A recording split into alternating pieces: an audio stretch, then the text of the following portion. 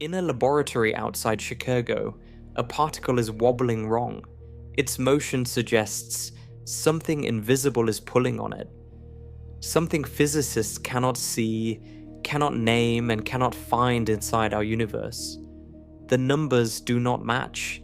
They have never matched. And the gap is growing. Across cosmology, quantum labs, and deep space telescopes, a strange pattern is forming. A signal in Antarctica that should not exist. A scar in the sky that should not be there. Galaxies older than the universe that birthed them. If you find this as fascinating as we do, take a second to subscribe. We are about to walk into the evidence that another reality may be pressing into ours. What if there is a second version of nature hiding alongside our own? Not in a distant bubble, not on a brain far away. Right here, sharing the same space, built from particles that look almost like ours but refuse to interact with us through any force except gravity. This idea is called the mirror world hypothesis, and it is older than most people realize. It was first proposed in 1956 by physicists Tsung-Dao Lee and Chen-Ning Yang. They were trying to solve a strange asymmetry in nature. The weak nuclear force, one of the four fundamental forces, treats left-handed and right-handed particles differently. Almost no other process in physics is so lopsided. To restore the symmetry, Lee and Yang suggested there might be a parallel set of particles that mirror ours in handedness. A hidden duplicate, completing the balance. The idea has been refined for nearly 70 years. In modern versions, mirror matter would have its own protons, electrons, neutrons, photons, and even its own atoms and chemistry. It could form mirror stars, mirror planets, mirror galaxies, all of it shaped by gravity in the same way ours is, but none of it would shine into our world. Mirror photons would travel only between mirror particles. Light from a mirror star could pass through your body without touching a single atom of your skin. A mirror planet could orbit through our solar system, and we would never see it. We would only feel a small tug from its gravity. If this sounds familiar, it should. It sounds a great deal like dark matter. That is exactly why mirror matter has stayed alive as a hypothesis.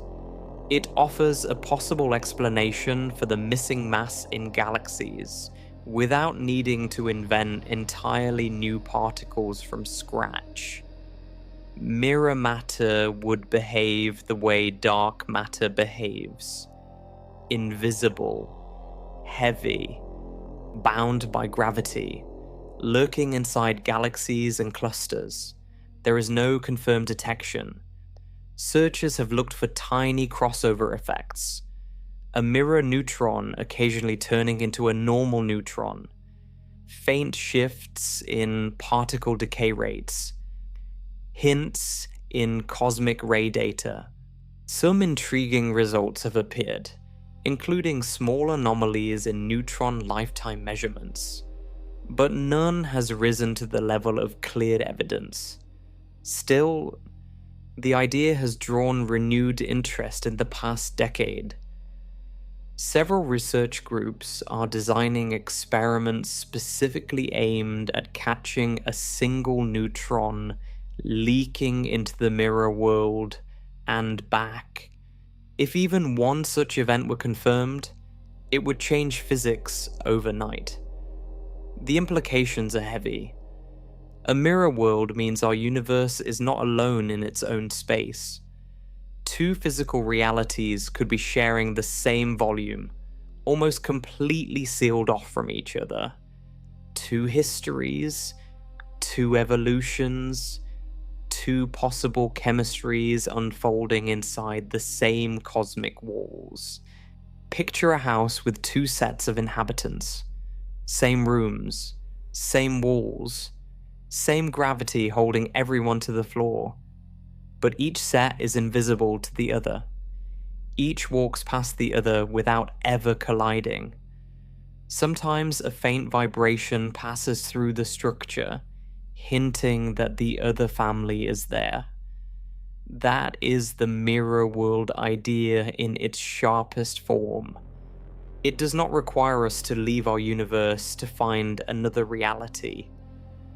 It only requires that we look more carefully at the rules right in front of us and notice the gaps where another set of rules may be running in parallel. The search continues, quietly, patiently.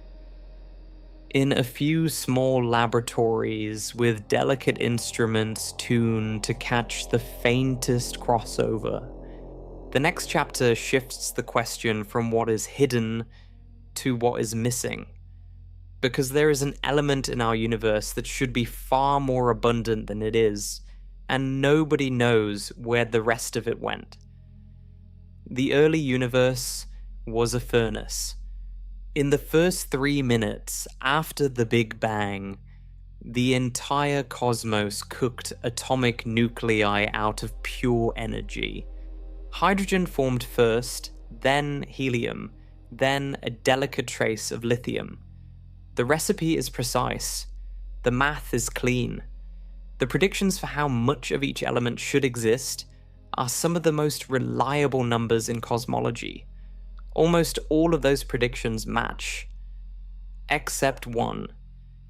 The amount of lithium-7 we actually find in the universe is far less than the theory says it should be. Roughly a third as much. In some old stars, even less. The mismatch is consistent, it is widespread, and it has resisted explanation for decades. This is called the cosmological lithium problem. To understand why it matters, you have to feel how strong the rest of the agreement is. Hydrogen abundance, predicted and measured, agrees beautifully. Helium abundance, predicted and measured, agrees beautifully. The Big Bang nucleosynthesis model, refined over generations, has held up against test after test. It is one of the great triumphs of modern science. Lithium breaks the streak. The places to look for primordial lithium are very old stars in the outer halo of our galaxy. Stars that formed early, from material that should still carry the original chemical fingerprint of the early universe. When astronomers measure the lithium in their atmospheres, they consistently find a deficit. So, where did it go? Several explanations have been proposed. None has fully solved the puzzle. One idea is that lithium gets destroyed inside the stars themselves. Convection currents inside the star might drag the surface lithium down into hotter regions, where it burns away. Some models support this, but the predicted destruction rates do not always match the observed deficit. Another idea is that the early universe contained small differences in temperature, density, or expansion rate that current models do not capture. Subtle changes in the conditions of the first 3 minutes could shift the predicted lithium amount. A third idea is the most provocative. Maybe the deficit is a hint of new physics. New particles, hidden sectors, decays that drain the lithium budget before it had a chance to settle into stars. Some theorists have explored whether dark matter, mirror matter, or unstable particles from the early universe could be responsible. Recent measurements have softened the problem slightly. Better stellar models suggest that internal mixing inside stars accounts for at least part of the deficit. The gap is no longer as wide as it once seemed, but it has not closed entirely. Even with the latest refinements, lithium remains the one stubborn outlier in an otherwise highly successful theory. That is what makes it so interesting. It is not a wild claim. It is not a single observation that might be a fluke. It is a steady, patient mismatch that survives every attempt to dissolve it. Quiet, persistent, waiting. Picture a recipe for a cake. You measure the flour, the eggs, the sugar, the butter, the salt. Every ingredient comes out exactly as predicted. Every ingredient except one, which is always missing about 2/3 of its expected amount. You bake the cake every time. The cake comes out fine, but the missing ingredient keeps you up at night, because it suggests something else is happening in the kitchen that you have not figured out. Cosmologists have been baking that cake for 60 years. The next chapter steps back from the early universe and looks at the largest scale of all, because the sky itself shows a pattern that should not be there. The cosmic microwave background should look random.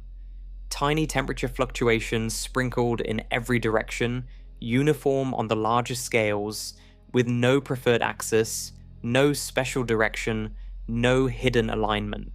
That is what the standard model of cosmology predicts. Then the maps came back. Two of the largest patterns in the sky are aligned with each other, and both seem to lie along a particular direction in space. Astronomers, half joking, half uneasy, gave this anomaly a name: the Axis of Evil. The story began with the Wilkinson Microwave Anisotropy Probe in the early 2000s and was sharpened by the Planck satellite in the years that followed. When researchers analyzed the cosmic microwave background, the oldest light in the universe, they found that the two largest large-scale patterns, called the quadrupole and the octopole, line up. They share a similar orientation. They are tipped towards the same general region of the sky. That should not happen. The cosmic microwave background was created when the universe was still very young, only a few 100,000 years old, long before galaxies, long before the structures of today. There is no obvious reason for those primordial patterns to know about any direction in space.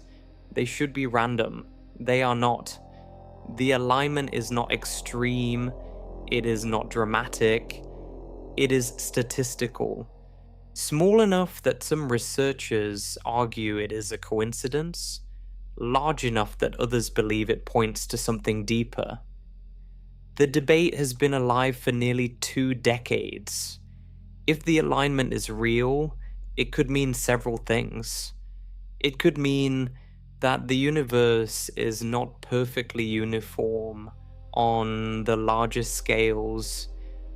There may be a special direction baked into the structure of space itself that would shake the foundation of modern cosmology, which assumes the universe looks essentially the same in every direction.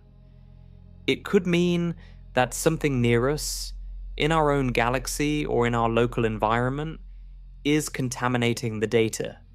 Foreground signals from nearby dust, gas, or magnetic fields could mimic the appearance of an alignment.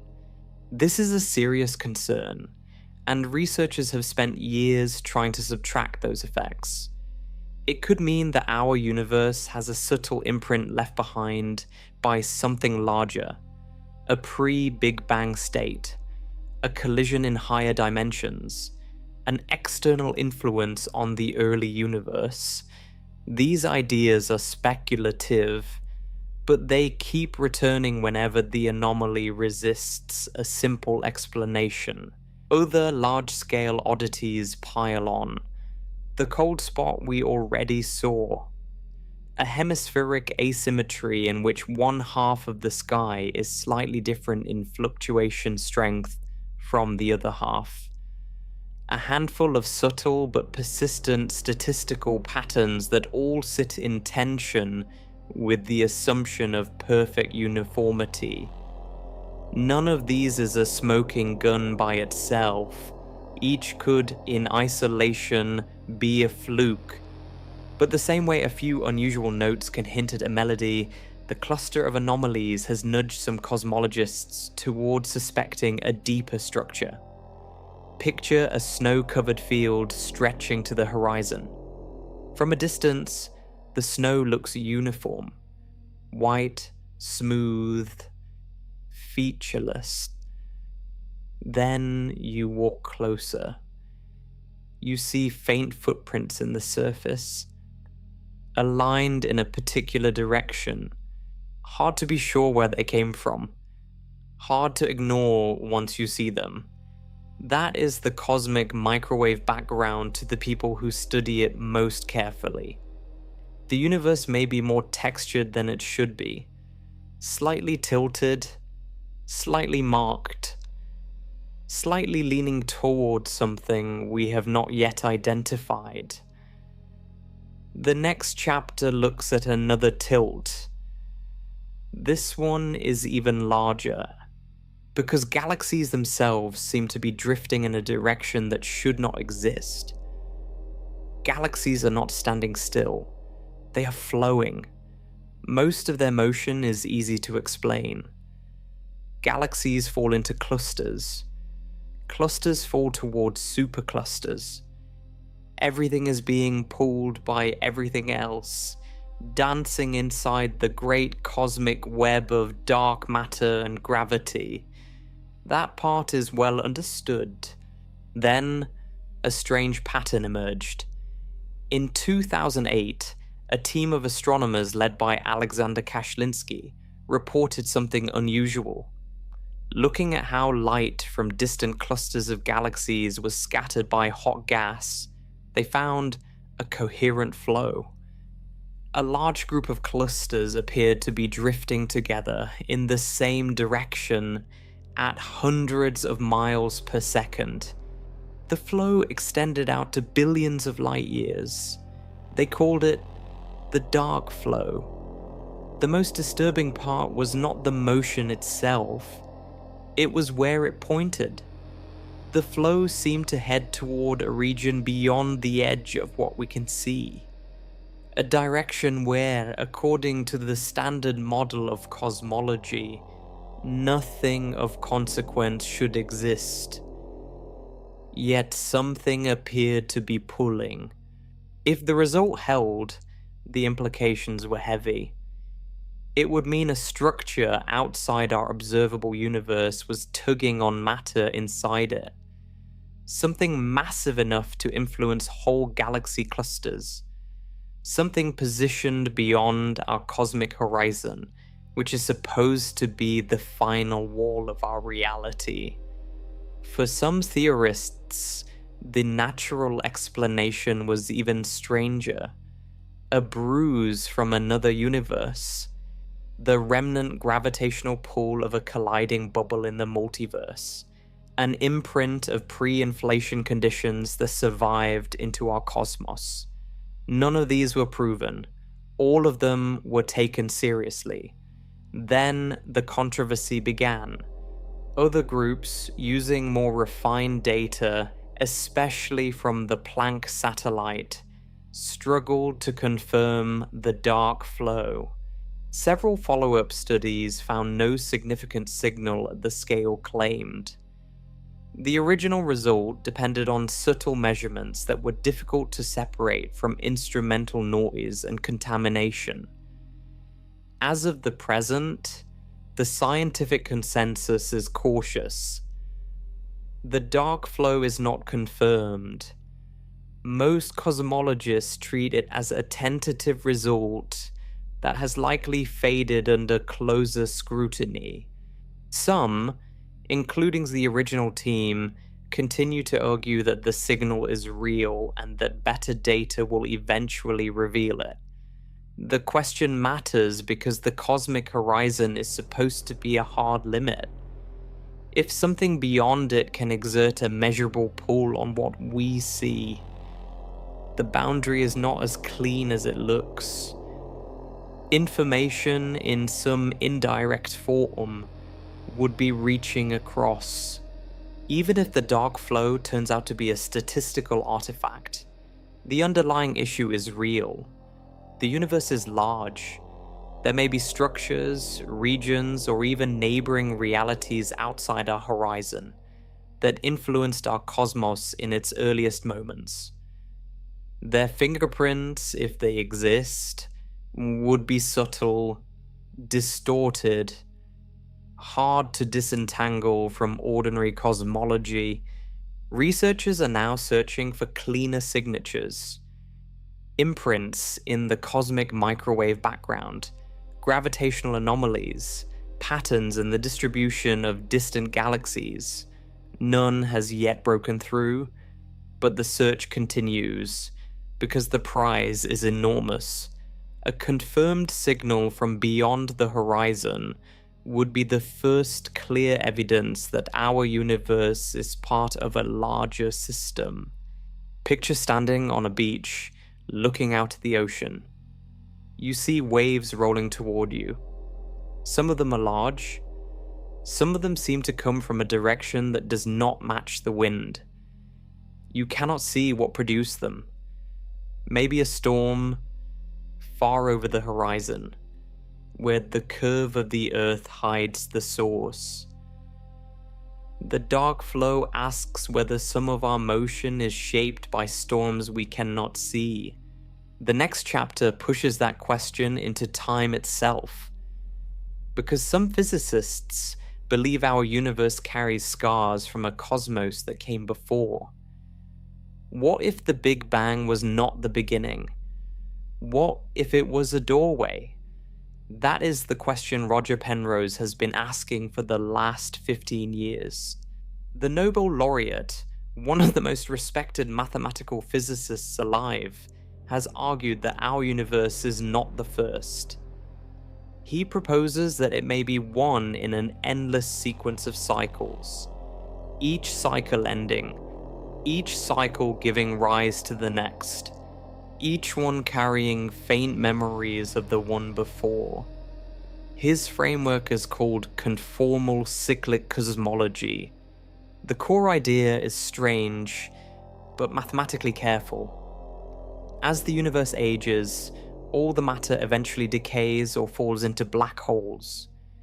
Black holes themselves slowly evaporate over unimaginable spans of time, releasing their energy as radiation. After all the structure is gone, the universe contains only photons and a few stragglers. Without massive particles to define scale, time and space lose their familiar meaning. The vast, empty cosmos becomes geometrically equivalent to a very small, hot one. In Penrose's picture, that empty future smoothly transforms into the next universe's beginning. The end of one cosmos becomes the Big Bang of the next. If that is true, then traces of the previous universe might still be visible. Penrose has proposed that gigantic events in the previous cosmos, especially the collisions and evaporations of supermassive black holes, would leave faint circular patterns in the cosmic microwave background of our own universe. Concentric rings of unusually low temperature variation. He named them Hawking points, in honor of Stephen Hawking, whose theory of black hole evaporation forms the foundation of the model. Several teams have searched the data. Some have reported finding circular structures with statistical features that match Penrose's prediction. Other teams, using the same data with different methods, have not been able to confirm the signal. The debate is ongoing. Most cosmologists are skeptical. The standard model of the early universe explains the cosmic microwave background extraordinarily well, and Penrose's framework remains a minority view. But it has not been ruled out. The fact that a thinker of his stature defends it has kept the idea in serious discussion. The implications, if it ever gained strong evidence, would be staggering. It would mean time is much larger than our universe alone. It would mean the conditions of our cosmos were shaped by events that happened before our own beginning. It would mean we are not the first observers. We may not be the last. There are other cyclic models too. Some grow out of brain physics.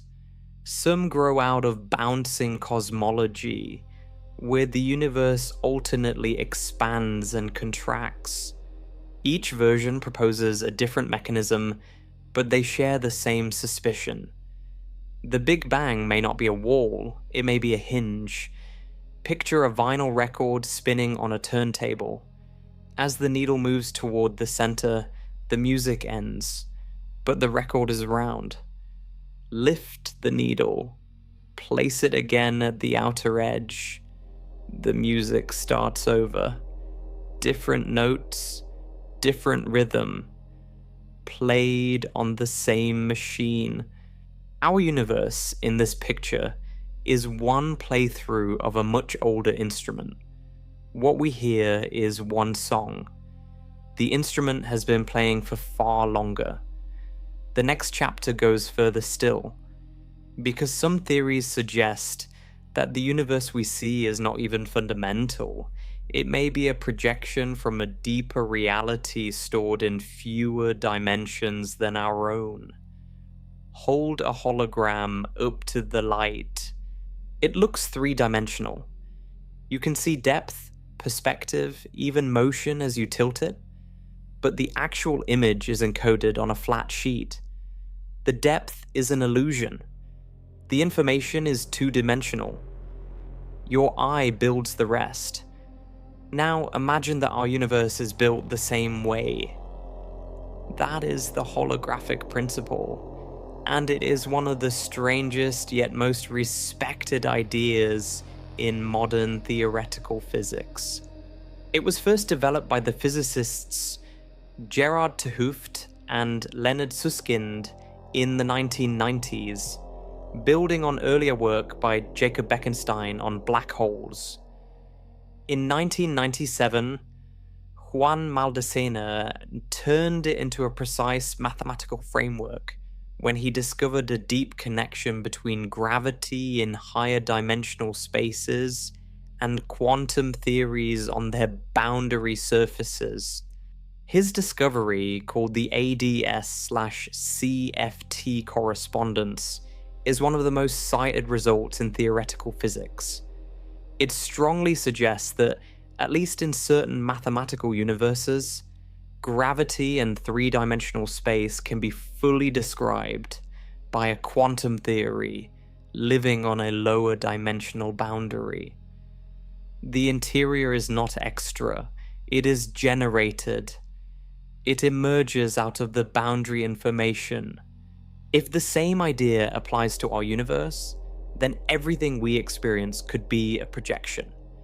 The walls of your room, the atoms in your body, the galaxies far overhead, all of it, in some sense, encoded on a deeper, simpler surface. This sounds like science fiction. It is treated as serious physics. The motivation comes from black holes. When physicists studied the entropy of black holes, the measure of how much information they could hold, they discovered something surprising. The information capacity does not scale with the volume of the black hole. It scales with the surface area of its event horizon. Twice the surface, twice the information. Volume has nothing to do with it. That clue repeated across many calculations, suggested that the information needed to describe a region of space is not stored throughout the region. It is stored on its boundary. In modern attempts to build a quantum theory of gravity, this principle has become central. Many leading physicists believe that some version of the holographic idea must be part of the final theory. The details are unsettled. The general direction has held up under decades of scrutiny.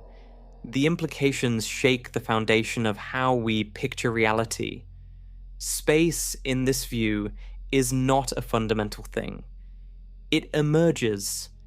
Distance, depth, and the geometry we move through are not basic features of the universe. They are consequences of how information is arranged on a deeper level. If space itself is emergent, then the boundary of space is something else entirely. It might be the actual stage on which our universe runs. Beyond it could lie other arrangements, other projections, other realities generated from different configurations of the same boundary, each producing its own version of the world. We would not be able to see those other projections directly. We could only ever experience our own. But the math hints that they could exist, side by side, generated from neighboring patterns of information. Picture a vast quilt sewn flat against a wall. From inside its fabric, an entire three-dimensional world appears. People walk through it. Stars burn in its skies. None of them know they are stitched onto a surface. All they see is the depth they have always lived in. That image is the holographic universe in plain speech. The boundary is the truth. The interior is the experience. The next chapter steps from the holographic boundary into the strangest behavior of all. Because particles in our world can pass through walls they have no right to cross. Imagine throwing a ball at a wall. Every time it bounces back. The ball does not have enough energy to go through. The wall is solid. This is what intuition demands. At the smaller scales, the ball sometimes goes through. It is called quantum tunneling, and it is one of the most reliable, most tested, most strangely real phenomena in modern physics. A particle can cross an energy barrier it does not have the energy to climb. With low probability, but with absolute certainty when measured across many particles, it slips through. This is not a curiosity. It is the basis of much of our world. The sun's nuclear fusion depends on tunneling. The protons in its core do not actually have enough energy to overcome their mutual repulsion. They tunnel through the barrier between them. Without quantum tunneling, our star would be cold. Stars in general would not burn. The chemistry of life would never have begun. Tunneling drives radioactive decay. It powers the operation of devices like flash memory and tunnel diodes. It allows scanning tunneling microscopes to image individual atoms. The phenomenon is everywhere, baked into the operation of physical reality. The mechanism, however, remains philosophically uncomfortable. In quantum mechanics, a particle is not a tiny ball with a fixed location. It is described by a wave function, a smear of possibilities that has some probability of being almost anywhere. When a particle approaches a barrier, its wave function does not stop at the wall. Part of it leaks through. If the barrier is thin enough, that leaked portion can become a real outcome. The particle appears on the other side, having crossed a region where it should not have been able to exist. What unsettles physicists is what happens during the crossing. For decades, researchers debated how much time it takes for a particle to tunnel through a barrier. Some early theories suggested the process is instantaneous. More recent experiments, including work in Toronto and Munich in the past few years, have tried to measure tunneling times directly. The results are extremely small, but not zero. They have triggered fresh argument about what tunneling actually means at the most fundamental level. The deeper question is even harder. Where is the particle while it is inside the barrier? Classical physics says it cannot be there. Quantum mechanics is silent on the issue.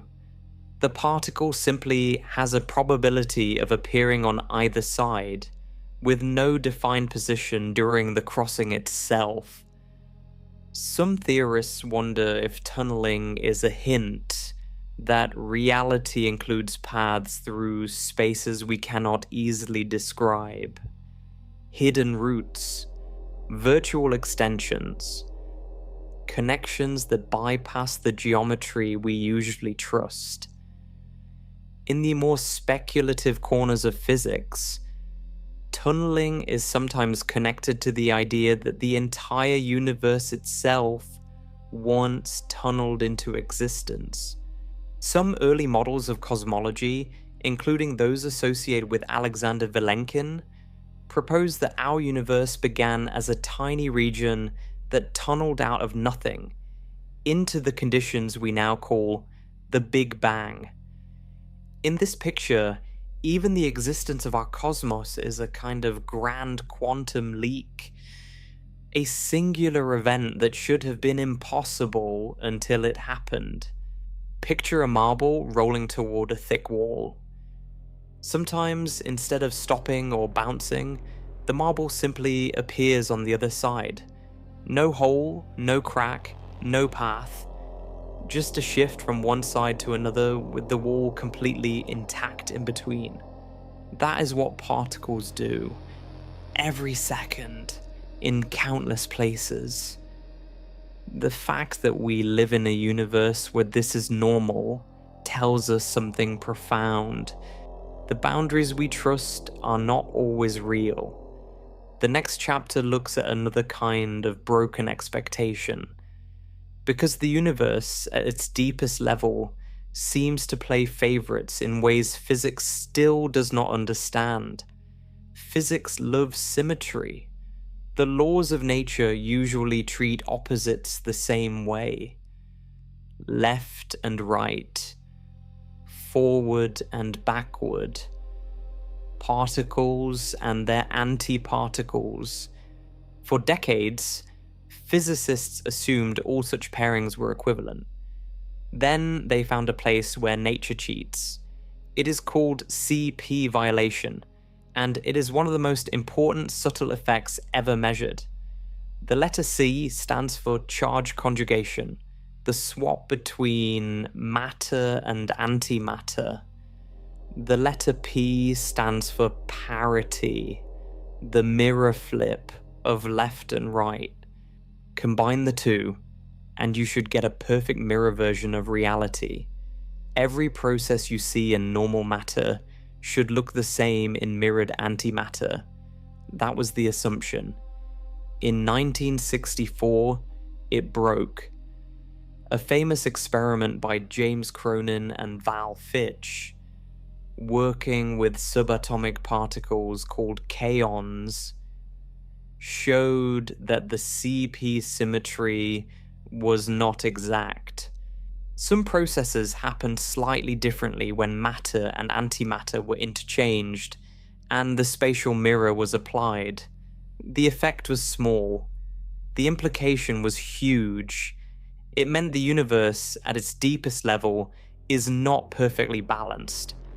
Since then, CP violation has been measured in other particles, including B mesons, and more recently, the heavier d mesons. Each measurement confirms that the asymmetry is real. The standard model includes a small amount of it, baked into the way certain quarks change flavor. The math fits the existing measurements. There is just one problem. The standard model's CP violation is far too weak to explain why our universe is made of matter at all. Recall the matter-antimatter asymmetry from earlier. The early universe should have produced equal amounts of both, leading to mutual annihilation and an empty cosmos. We exist because one survived. That requires a large CP violation in the very early universe. The known physics gives only a tiny one. Something else, something we have not found, must have tipped the scale much harder. That gap is one of the strongest motivations for new physics. It hints at undiscovered particles, perhaps very heavy ones, that broke the symmetry early on. It hints at fields, processes, or interactions that operated when the universe was almost unimaginably young and hot.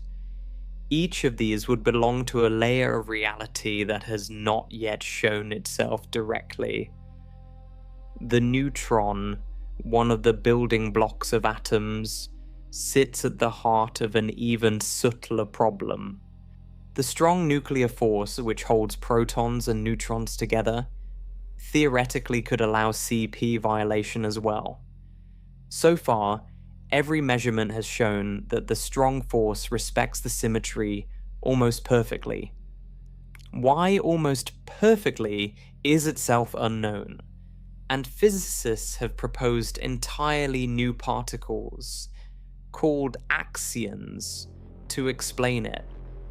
Axions are now also a leading candidate for dark matter. Searches are ongoing in laboratories around the world, so we are left with a layered mystery. CP violation is real but small. We need more of it to explain our existence. There are hints of new symmetry-breaking physics, but no confirmed source. The universe is built on a slight, deliberate-looking lopsidedness, and the deeper origin of that lean is still hidden. Picture a coin slightly weighted on one side. Most flips look fair. Toss it 1 billion times, and a faint bias emerges. Enough to leave a trace. Enough to shape an entire game. Enough to ensure that one outcome eventually wins out forever. The universe was tossed once. Our entire existence is the trace.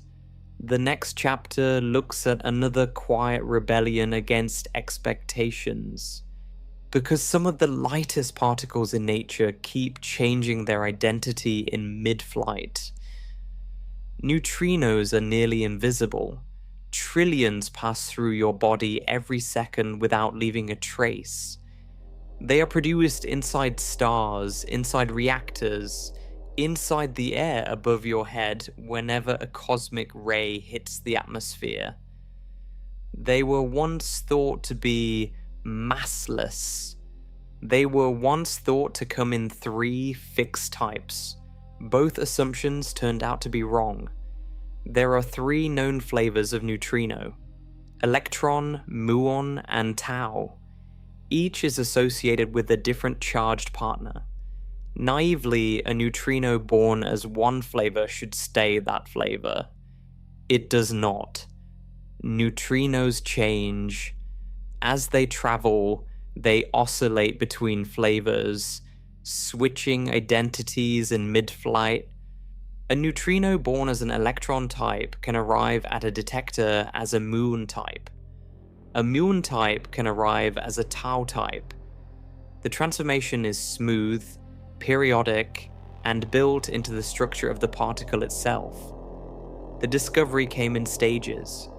In the late 1960s, An experiment in a deep mine in South Dakota tried to count neutrinos coming from the sun. It found only about a third of the expected number. For decades, the deficit was a puzzle. The sun's nuclear reactions had been carefully modeled. The number should have matched. Eventually, experiments at facilities like Super Kamiokande in Japan and the Sudbury Neutrino Observatory in Canada confirmed the answer. The missing neutrinos were not gone. They had simply changed flavor on their way to Earth. The detectors were tuned to one type. The other types slipped through unnoticed. For this discovery, the 2015 Nobel Prize in Physics was awarded to Takaaki Kajita and Arthur McDonald. Neutrino oscillation has profound consequences. It means neutrinos must have mass. Massless particles cannot oscillate. The Standard Model, in its original form, treated them as massless. The discovery forced an extension of the theory. We do not yet know exactly how much each neutrino weighs, only that the masses are extraordinarily small, far less than any other known particle. It also means neutrinos behave like quantum chameleons. Each flavor is actually a blend of 3 underlying mass states, mixed together in a specific way. As they travel, the mass states evolve at slightly different rates, and their interference produces the oscillating pattern we observe. This already strange behavior may hide stranger physics. There are persistent hints that neutrinos may not even fit cleanly into 3 flavors. Several experiments, including LSND in the 1990s and Miniboon more recently, have reported anomalies that suggest a possible 4th type, a so-called sterile neutrino, a particle that does not interact through any known force except gravity. Other experiments have failed to confirm this signal, and the question remains genuinely unresolved. If sterile neutrinos exist, they would belong to a hidden sector of physics. They would barely touch our world. They could carry mass, energy, and information in ways our detectors mostly miss. Some theorists suspect they may also be related to dark matter or to early universe physics. There is also the question of whether neutrinos and antineutrinos behave identically. If they do not, that would represent another form of CP violation, one possibly large enough to help explain why matter survived the early universe. Experiments like Dune and Hyper Kamiokande are being built specifically to test this. Picture 3 travelers walking together through a long tunnel. They keep changing places, each becomes the other. By the time they reach the far end, none of them is wearing the clothes they started in. They never stopped moving forward. They simply kept rearranging. That is the neutrino in motion, a particle that refuses to be only one thing. The next chapter takes the question of identity even further, because at the smallest scales, the line between real and possible becomes painfully blurred. A particle is not a thing until it is measured. Before that, it is a wave of possibilities. After measurement, it becomes a specific outcome. The transition between those two states is the hardest unsolved problem in quantum mechanics. It is called the measurement problem, and it has resisted clean solutions for nearly a century. The mathematics is exact. The interpretation is unsettled. When a particle is unobserved, its quantum state spreads out. It can be in many places at once. It can have many possible values for spin, energy, or position. The math handles this beautifully. It predicts the probability of each outcome with extraordinary precision. Then someone looks. The instant a measurement is made, the spread of possibilities snaps into a single result. The particle is here. Its spin is up. Its energy is this. The other possibilities vanish. None of the equations of quantum mechanics describe this collapse. The mathematics handles before and it handles after. The middle is silent. This silence has driven physicists into competing camps for almost 100 years. Some say collapse is real. Something physical happens at the moment of measurement that selects one outcome out of many. Various proposals exist for what that something is. Spontaneous collapse models suggest tiny random events drive the process. Other ideas connect collapse to gravity, suggesting that mass distorts quantum states until they settle. Some say collapse is an illusion. In the many worlds picture, every possibility happens, and the appearance of one outcome is just the perspective of one branch. Some say the question itself is wrong. The Copenhagen interpretation, the original mainstream view, says that quantum mechanics describes our knowledge, not reality itself. Asking what is really happening before measurement may be a question without a clear meaning. A recent thread of research has pushed even deeper. In 2020, a group of physicists published an elaborate thought experiment, building on earlier work by Eugene Wigner, that seemed to show two observers in the same lab can come to logically inconsistent conclusions about the same quantum event, depending on what they measure and when. If their conclusions cannot be reconciled, then either reality is observer-dependent, or one of the deep assumptions of quantum theory has to be modified. That is not a fringe claim. It is part of a mainstream foundational research. Beneath all of these arguments is a simpler discomfort. The world feels solid. Tables, chairs, planets, your own body, none of it seems to flicker between possibilities. Yet the particles that build all of it do exactly that, until they encounter the larger world and become definite. Why is the boundary so sharp? Why does the universe feel classical to us when its building blocks are quantum? Why does measurement matter at all? There are no settled answers. There are only frameworks, each with strengths and weaknesses.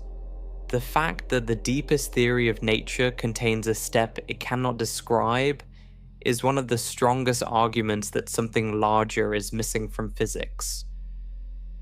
Picture a fog stretched across a field. From inside it, every direction looks possible. You could walk forward, left, right, anywhere. The path is not yet chosen. Then, someone calls your name. You turn, you step. The fog clears around you. The other paths fade.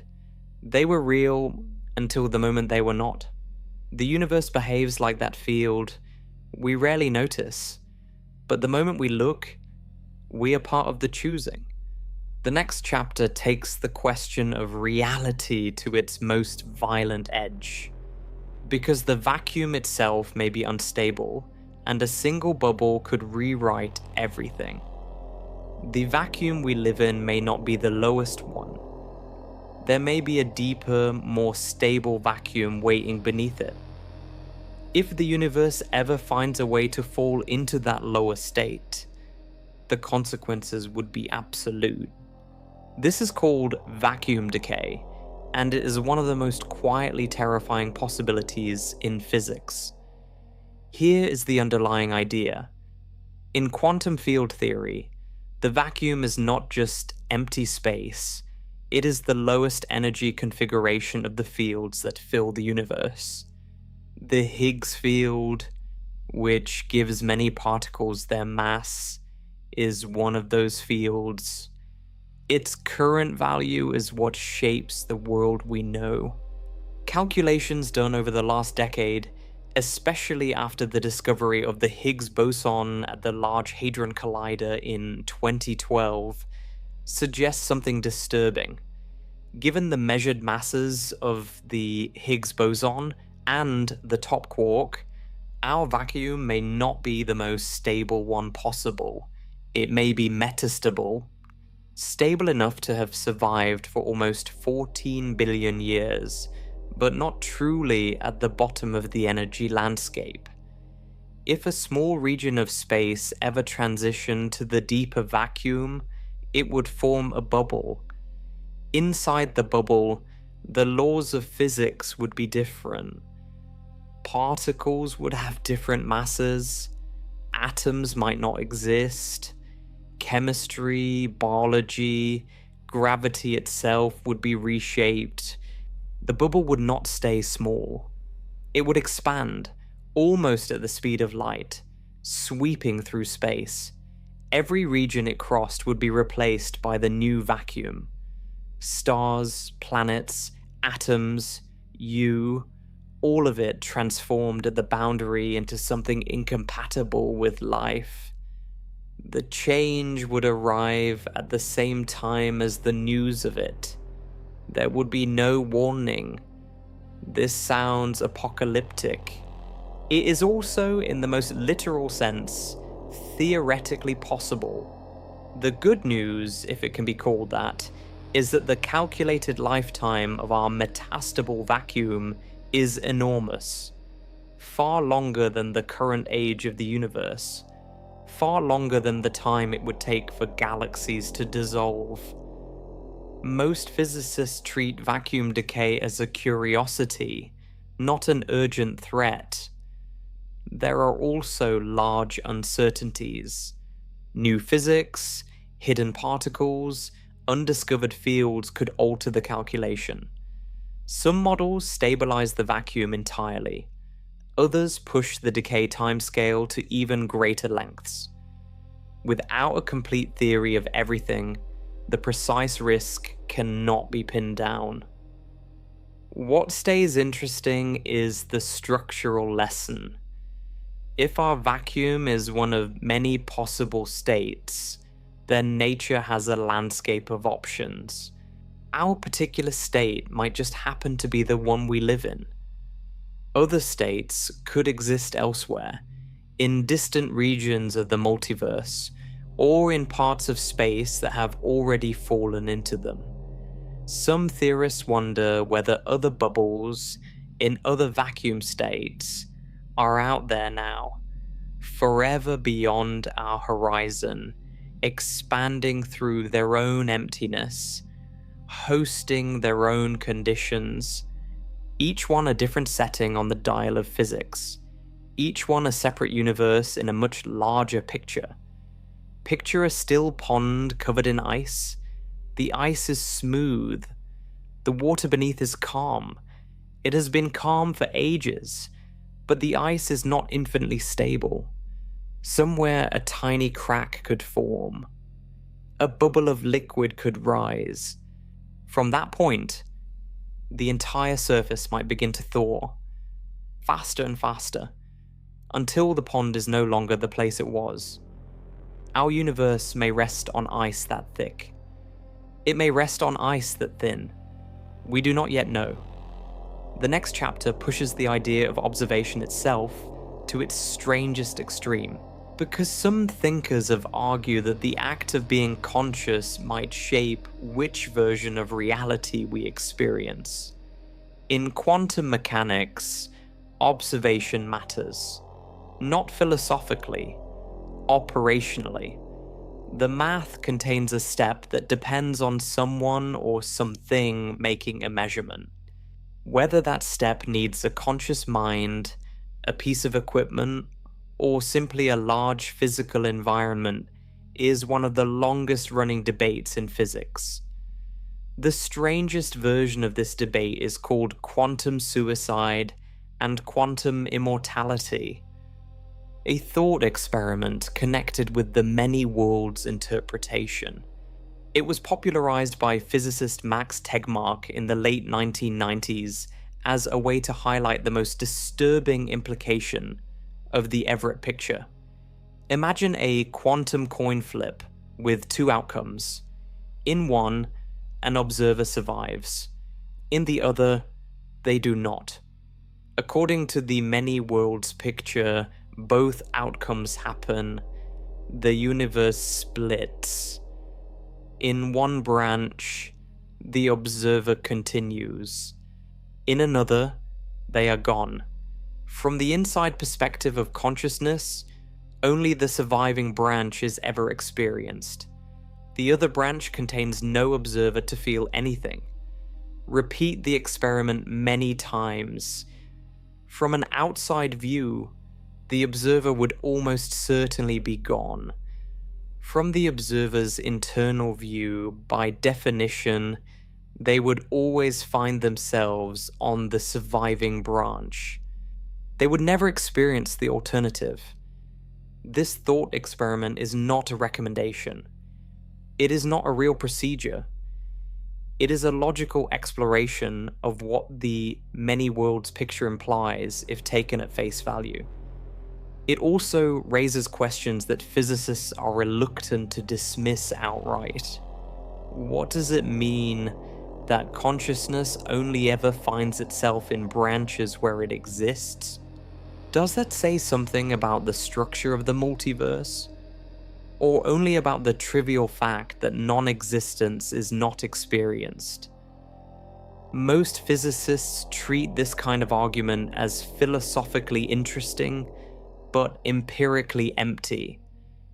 It cannot be tested from outside, because outside observers never see the same set of branches the inner one does. Beneath this debate sits a deeper one. What is an observer? In standard quantum mechanics, the term observer is used loosely. It can mean a measuring device, an environment, a record left in some larger system. It does not require a mind. Decoherence theory, the modern explanation for why large objects look classical, makes this clear. Once a quantum system interacts with a complex environment, its possibilities become effectively distinct. No conscious involvement is required.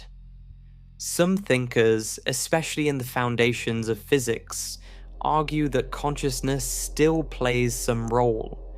Eugene Wigner, one of the great physicists of the 20th century, suggested in the 1960s that mind might be necessary for collapse. Most physicists today reject that view, but it has never been completely killed off, and it occasionally returns in new forms. Recent experimental work has explored thought experiments where multiple observers, sealed in different labs, perform measurements on the same quantum system.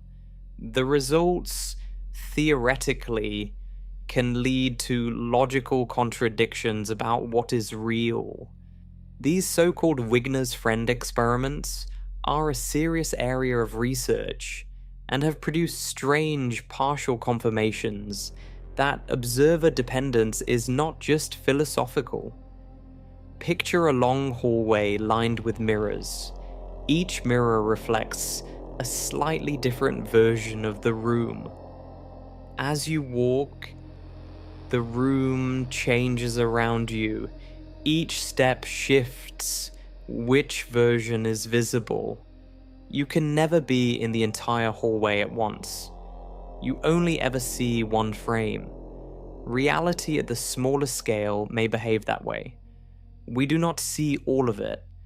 We see the version of it that reaches us, shaped by the act of looking, narrowed by every interaction, trimmed to a single thread out of many. The next chapter steps from observer to substance, because some forms of matter break the rules of energy itself by moving without anything driving them. Imagine a clock that ticks forever.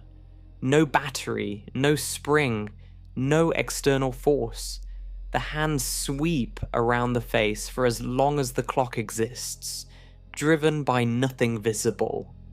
That sounds impossible. The laws of physics seem to forbid it. Energy is required to do work. Motion needs a cause. Eternal motion without input is the textbook example of what cannot exist. In 2012, the physicist Frank Wilczek proposed a new state of matter that, in a careful and limited way, comes close to this picture.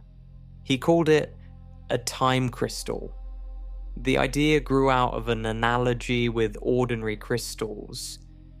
A normal crystal, like salt or quartz, has atoms arranged in a repeating pattern in space. The pattern breaks the symmetry of empty space. Each atom occupies a specific position. The arrangement is not random. It repeats. Wilczek asked whether something similar could happen in time. A system that, in its lowest energy state, repeats not in space, but in time. A pattern that ticks without being driven. A motion built into the structure of the system itself. His original proposal sparked controversy. Several physicists argued that a true equilibrium time crystal was forbidden by basic principles of thermodynamics. The debate was sharp.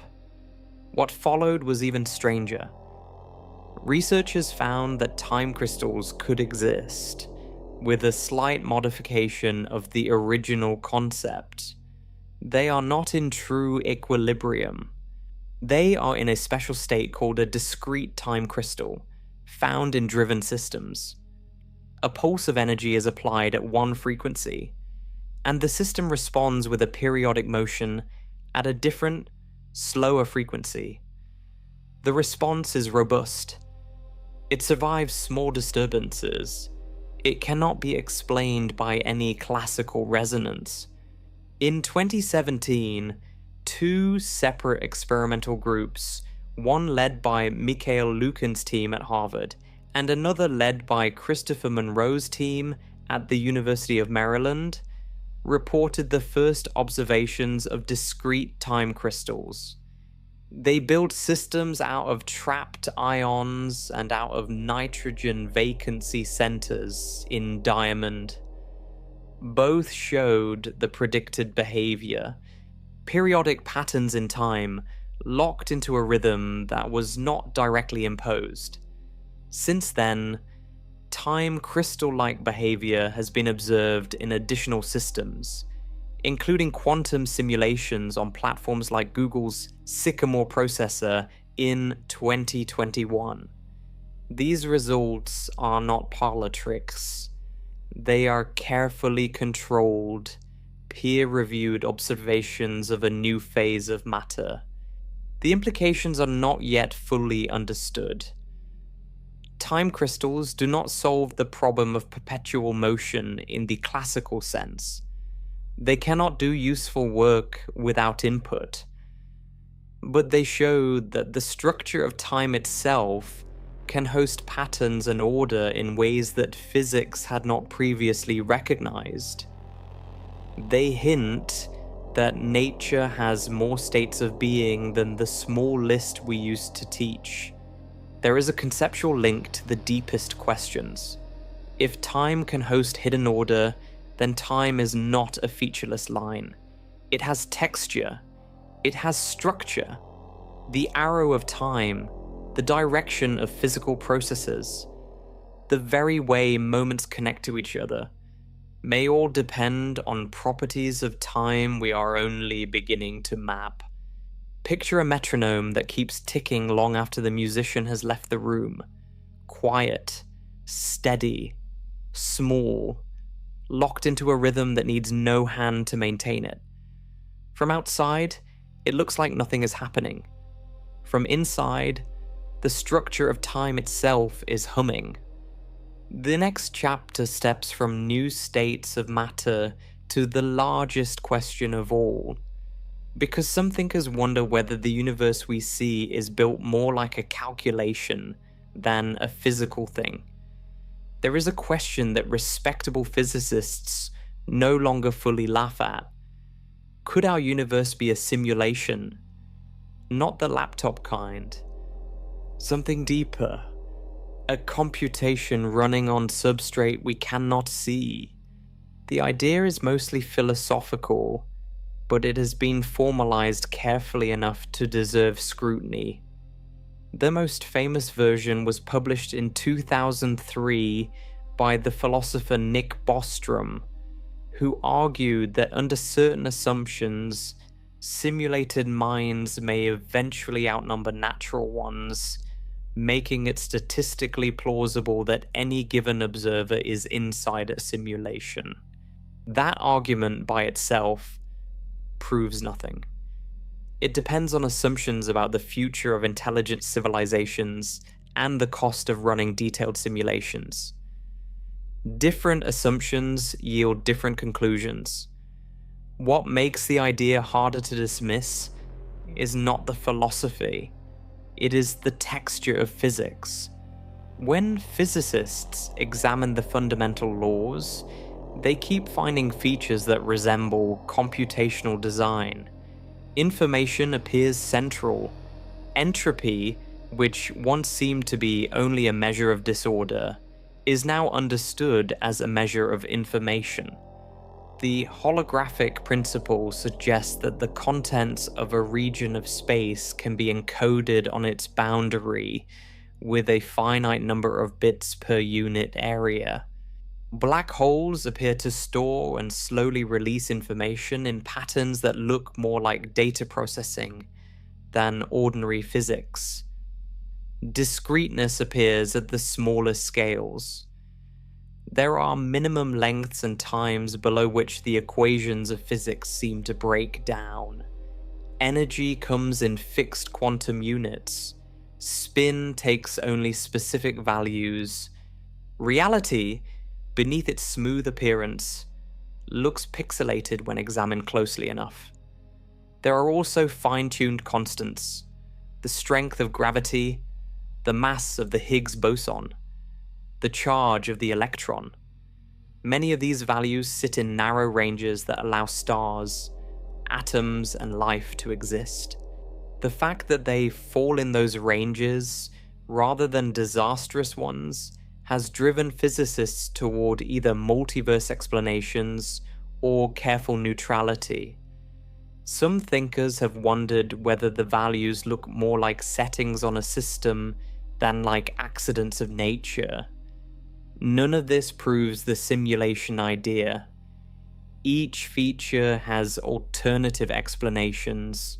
The discreteness of reality might simply be how nature is built. The fine-tuning might be the result of a multiverse where most settings are unobserved. The information-like behavior of black holes might point to deeper geometry rather than to anything resembling computation. Most physicists treat the simulation hypothesis as untestable in any rigorous way. There is no clear experiment that could distinguish a perfectly accurate simulation from a real universe, especially if the simulation is good enough to mask its own structure. Still, several research groups have explored possible signatures. They have asked whether a finite computational lattice could produce subtle deviations in the cosmic ray spectrum or in particle physics measurements. So far, no reliable evidence has appeared. The idea remains a frontier, intriguing rather than confirmed.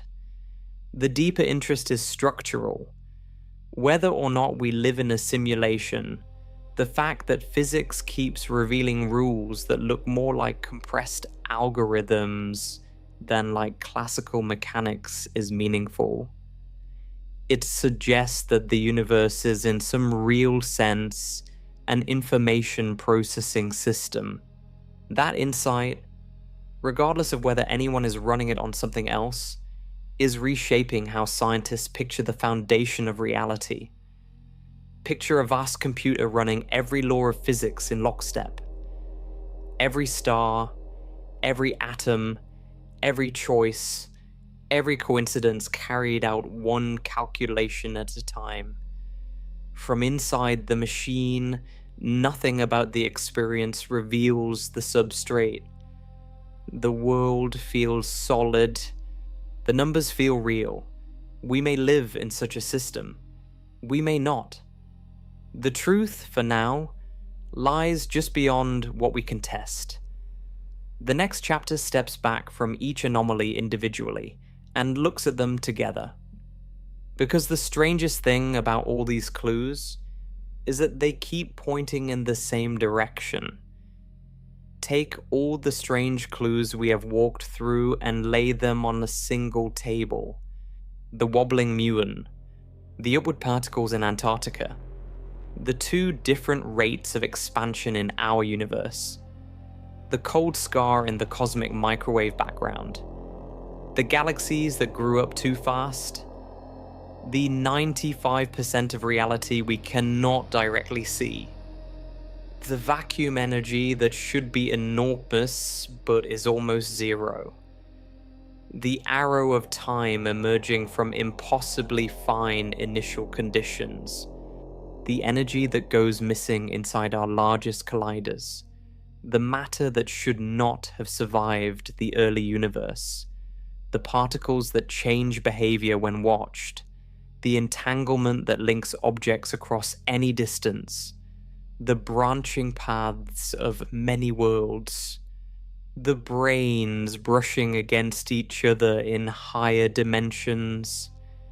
the bubbles of inflation forever beyond our horizon, the string landscape of unimaginable size, the mirror world hiding inside our gravity, the lithium that vanished, the patterns in the sky that should be random, the pull from beyond what we can see, the bruises from possible previous universes, the holographic projection of space itself, the tunneling that crosses impossible walls, the CP violation that broke a sacred symmetry, the neutrinos that change identity in flight, the measurement problem that questions when reality forms, the vacuum that may be unstable, the observer woven into the math, the crystals that tick in time without input, the features of physics that resemble code.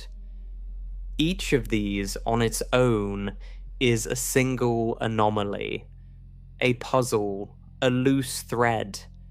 The pattern emerges only when you step back. Every one of these clues points outward, toward forces, particles, dimensions, fields, or sectors of reality that lie beyond what the standard models comfortably contain. Different methods, different fields of study, different teams, different decades. They are not coordinated. They are not forced. Yet they keep gesturing in the same direction, towards something larger, towards something hidden, towards something pressing into our reality from places we have not yet mapped. This is not proof of a parallel universe. It is not proof of a multiverse. It is not proof of mirror matter or brains or a simulation. None of those specific claims has been confirmed. Each remains a hypothesis. What is real is the convergence. When unrelated experiments at unrelated scales keep producing results that resist closure inside our existing framework, scientists begin to suspect that the framework itself is the issue. The Standard Model and the Standard Model of Cosmology are extraordinarily successful. They are also visibly incomplete. The successes bound the territory we understand. The anomalies hint at what lies just beyond it. Some of these anomalies will eventually be explained by mundane causes, better data, better calibration, subtler effects within known physics. That is normal. That is healthy. Science is supposed to dissolve some mysteries by understanding them more deeply. But not all of them will dissolve. Some will deepen. Some will sharpen. A few may eventually crack open, revealing the first solid evidence that our universe is part of a much larger structure than anyone alive today has the equations to fully describe. Picture standing on a vast plain with old maps in your hand. The maps cover the area you have explored. They are detailed. They are accurate. Then a wind begins to blow across the plain, carrying smells, dust, and faint sounds from somewhere off the edge of every map, a direction the maps do not cover. The maps still work for the territory they describe. They do not describe what lies upwind. That is where modern physics is standing now. Inside the maps, almost everything checks out. At the edges, the wind keeps blowing. The next chapter asks the simplest, hardest question. What would it actually mean if reality has a neighbor? If even one of these ideas turns out to be more than a hypothesis, the world we live in becomes a different place. Not in the way the news changes a place. In a deeper way. The way a child realizes the room they have known their whole life is one room in a much larger house. Suppose the Muon anomaly holds, and a hidden sector of physics is real. The standard model becomes the surface layer of a deeper theory. New particles, new forces, new fields would shape the universe in ways we have only just begun to detect. Our chemistry, our biology, our technology all rest on the existing layer. The deeper layer would not change daily life, it would change what life means. We would know our reality as one floor of a taller structure. Suppose dark matter is mirror matter. Then galaxies are partly built from a duplicate version of nature.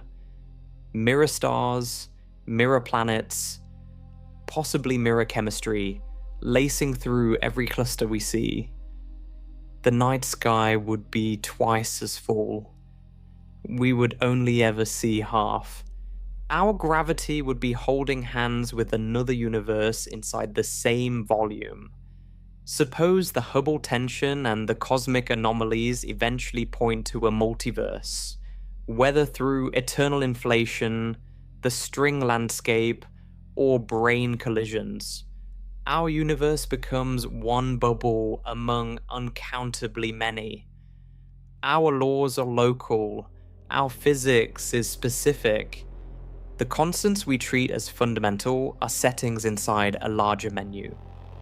We would still live in our universe. We would simply know the universe is not the universe.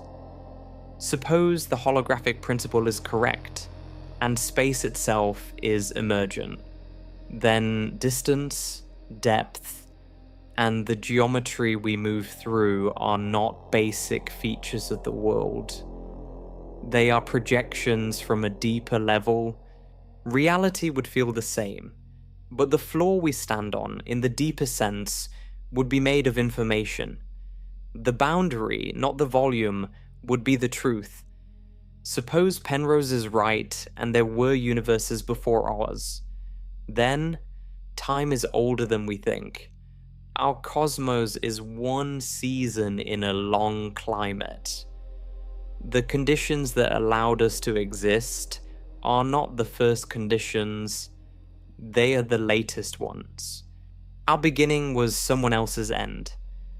Suppose many worlds is correct, and every quantum event splits the cosmos.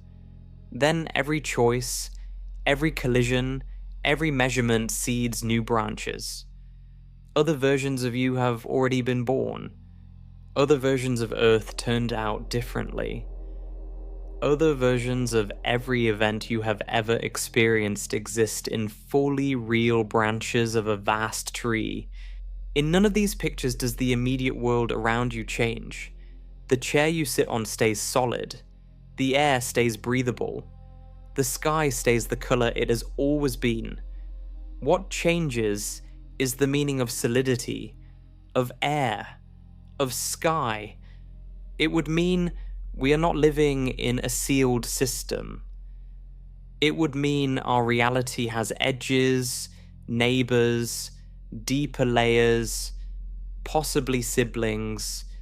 It would mean the questions we have not been able to answer about why there is something rather than nothing, about why the laws of physics take the values they do, about why time runs forward, about why we are here at all, may have answers that exist outside the universe we can directly probe. It would also mean humility. Every great expansion in our picture of reality has come with the same lesson. The Earth is not the center. Our star is not special. Our galaxy is one of many. Our universe may turn out to be one of many too. Each step has felt unsettling. Each step has eventually felt obvious. We are likely standing at the edge of another step. The clues are uneven. The evidence is partial. Some of these signals will fade. Others will sharpen into discoveries that shape the next century of science. Picture standing inside a quiet house on a still night. Outside, you hear a sound. Not loud, not threatening, just a soft pressure. Footsteps, maybe. A wind that does not match the trees. A presence, faint but real, on the far side of the wall. You cannot prove what it is. You cannot reach it. But once you have heard it, the silence of the room is no longer the same. That is where physics is now. The walls are thinner than they used to look. The pressure on the other side is steady. And somewhere, in laboratories, in deep mines, in mountaintop telescopes, in detectors riding balloons over Antarctica, scientists are listening more carefully than ever. Not for proof, not yet, for the next clear sound. When it comes, the house we have always known will still be standing. We will simply know at last that we were never the only ones inside it. Inside a giant magnetic ring in Illinois, a single particle is misbehaving.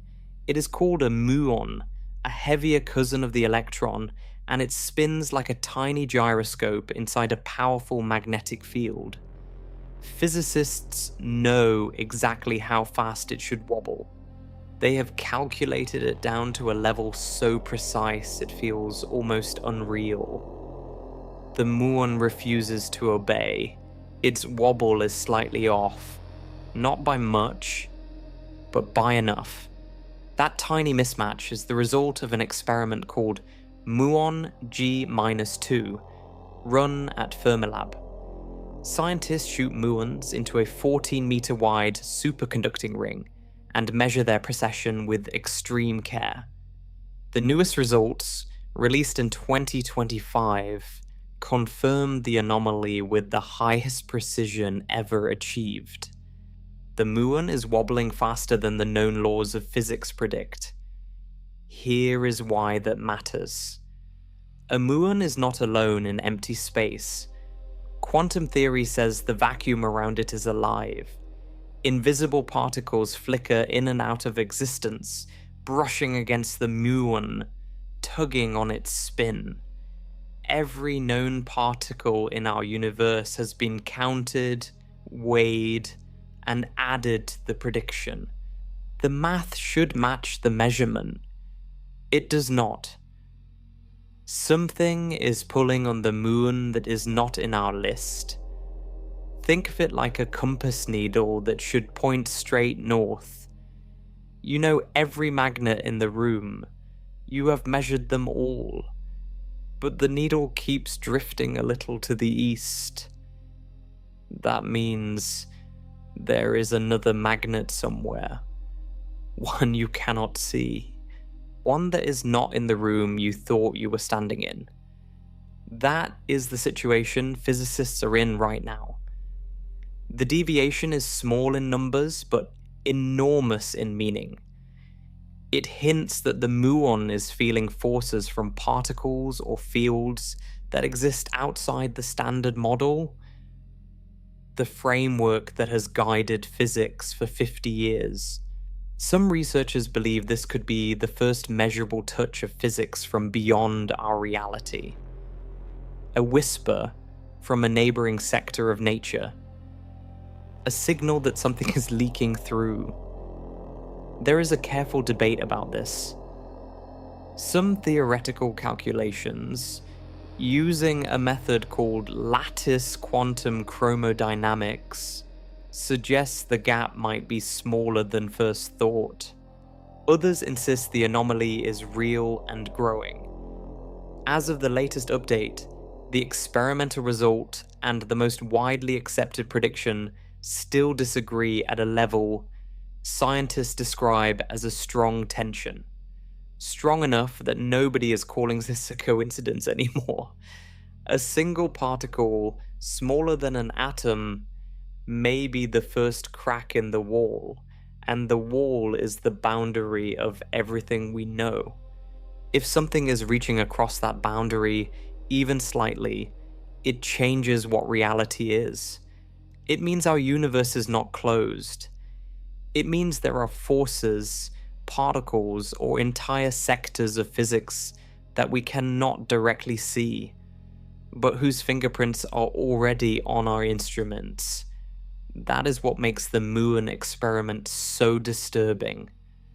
The particle is not exotic. It is not rare. It is one of the most studied objects in modern physics, and it is telling us, calmly and consistently, that our equations are incomplete. The next clue did not come from a laboratory. It came from a balloon floating high above Antarctica. And what it detected made even the muon anomaly look ordinary. A balloon was drifting over the Antarctic ice when its detectors picked up something impossible. A particle was rising up out of the ground. The instrument was called ANITA, short for the Antarctic Impulsive Transient Antenna. It hung from a high-altitude balloon, scanning the ice for radio signals from cosmic neutrinos. Neutrinos are nearly invisible particles that race through space at almost the speed of light. They normally come from above. They strike the atmosphere or the ice, and the detector catches the faint flash they leave behind. In 2 separate flights, ANITA caught something that broke the rules. A signal came up through the earth, not down from the sky, up from below, as if a high-energy particle had traveled straight through the entire planet and emerged on the other side, still carrying enough energy to be seen. That shouldn't happen. A neutrino with that much energy cannot pass through thousands of miles of solid rock. The Earth would absorb it. The chance of it surviving the trip is so small, it is almost zero. Yet the signal was clear, sharp, and recorded twice. Physicists tried every ordinary explanation. Reflections off the ice, glitches in the antenna, background noise, strange ice layers bending the radio waves in unexpected ways. Some of these explanations have gained ground in recent years, especially studies suggesting that unusual ice conditions could mimic the signal. The debate is still alive. The events have not been fully explained, and they have not been fully dismissed. But during the years when the anomaly looked strongest, theorists started reaching for something far stranger. One idea stood out. What if the particle that came up through the ice was not a normal particle at all? What if it was a cousin from another sector of physics, one that barely interacts with ordinary matter? A particle that could glide through a planet the way light glides through glass. A messenger from a hidden side of nature. This is where the idea of a parallel structure begins to creep into serious physics.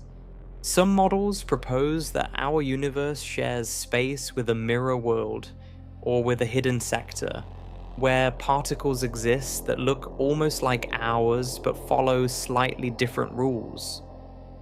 If such a sector exists, its particles could occasionally cross into our detectors, leaving traces that look like nothing else. The Anita events fit that profile too well to ignore. Picture the Earth as a thick wall of stone. Now picture a bullet that does not care about the wall. It enters the South Pole, travels through the molten core, the mantle, the crust, and exits near the surface, still moving at nearly the speed of light. That is what the data described. The careful version of the story is this. Most physicists now lean toward an exotic ice-related explanation, but the door to new physics has not been closed. Follow-up experiments, including a new generation of detectors called PEO, are being built specifically to test whether these signals were a fluke, a flaw, or a fingerprint. If even one of those upward bullets is real, our model of matter is missing a piece, and the next clue is even harder to dismiss. Because it does not come from a single particle, it comes from the entire universe expanding at two different speeds at once. The universe is growing. Every galaxy is drifting away from every other galaxy. That part has been settled science for nearly a century. What is not settled is how fast. Two different methods give two different answers, and the gap between them is widening. This is called the Hubble tension, and it is one of the deepest cracks in modern cosmology. The first method looks at the early universe. Scientists use the cosmic microwave background, the faint heat left over from the moment the universe became transparent, about 380,000 years after its birth. This map is so detailed that it tells us the precise composition of the early cosmos. From it, physicists calculate how fast the universe should be expanding today. The second method looks at the universe right now. Astronomers measure the distances to nearby galaxies using stars whose brightness they can trust, like Cepheid variables and Type 1a supernovae. They watch how those galaxies are racing away from us. From that, they calculate the current expansion rate directly. The two numbers should match. They do not. The local measurement gives an expansion rate noticeably faster than the early universe prediction. The disagreement is not within the margin of error anymore. With every new dataset, including recent results from the James Webb Space Telescope and refined supernova surveys, the gap has held firm. The universe is behaving as if it sped up somewhere along the way, in a manner the standard model of cosmology cannot account for. Imagine driving a car for an hour at 60 miles per hour, then checking your odometer and finding you covered 80 miles. Either the speedometer is wrong, the odometer is wrong, or something pushed you forward when you were not looking. In cosmology, that something has no name yet. The simplest explanations have been tested and largely ruled out.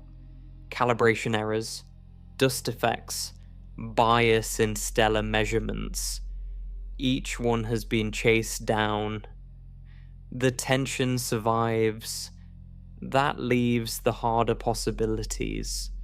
Maybe dark energy, the unknown force pulling the universe apart, is not constant. Maybe it has changed in strength over billions of years. Recent results from the Dark Energy Spectroscopic Instrument, known as DESI, have hinted that dark energy may indeed be evolving. If that is true, the universe is not running on the rules we wrote for it. Maybe there is an extra kind of energy that briefly flared up in the early universe, then faded. Physicists call this early dark energy. It is a clean fix, but it requires inventing something that vanished without leaving a clear fingerprint. Or maybe the gap is pointing at something stranger. Some theorists argue that the Hubble tension is a sign of physics leaking in from outside the framework we know. New fields, hidden dimensions, influence from sectors of reality we cannot directly observe. This is where the pattern starts to feel uncomfortable. A wobbling muon, an upward particle in Antarctica, a universe that cannot agree with itself on how fast it is growing. Each anomaly comes from a completely different field. Each one points to something missing, and the next anomaly is bigger than any of them, because it is not a particle or a measurement. It is a hole in the sky the size of 1 billion light years.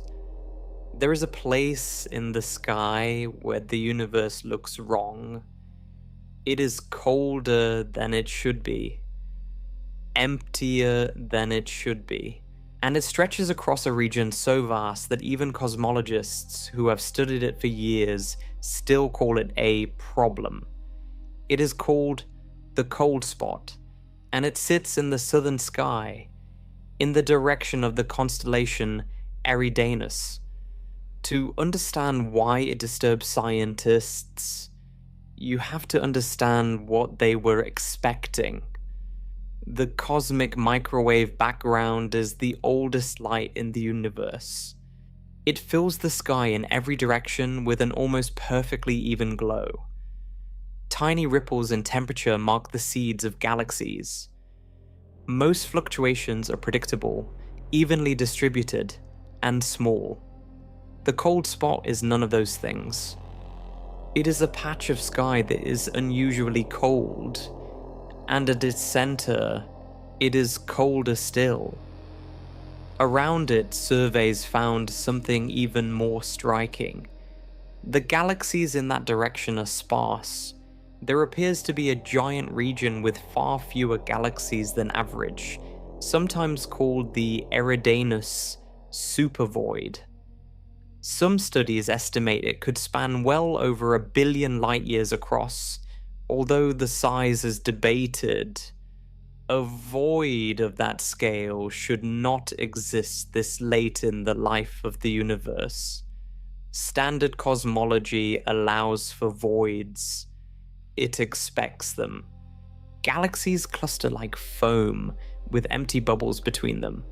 But a bubble this large, this empty, and lined up with this cold spot in the ancient light is something the models did not predict. It sits at the edge of statistical possibility. So what is it? One explanation is that it is just a rare fluctuation. The universe is huge. Strange clusters of bad luck happen. Another explanation is more interesting. The cold patch may be partly caused by light passing through a vast, low-density region. As photons cross expanding empty space, they lose a small amount of energy. A void big enough could leave a faint chill on the cosmic background. But the math has trouble. Even with the supervoid, the temperature dip is sharper and deeper than the void alone seems able to explain. That has pushed some physicists toward a much wilder idea. The cold spot, they suggest, could be a bruise. In certain models of cosmology, our universe is one of many. Bubbles of space and time forming, expanding, sometimes brushing against each other. If another universe gently collided with ours in the distant past, the impact could have left a faint imprint on the cosmic background. A cold, round mark. Exactly the kind of pattern researchers have been arguing about for nearly 2 decades. This idea is speculative. It is not the leading explanation, but it has not been ruled out, and it remains one of the few hypotheses that fits the unusual shape and depth of the anomaly. Picture a window covered in frost. Now press your finger against the other side. A perfect circle of cold appears, smaller than the rest of the glass, different from everything around it.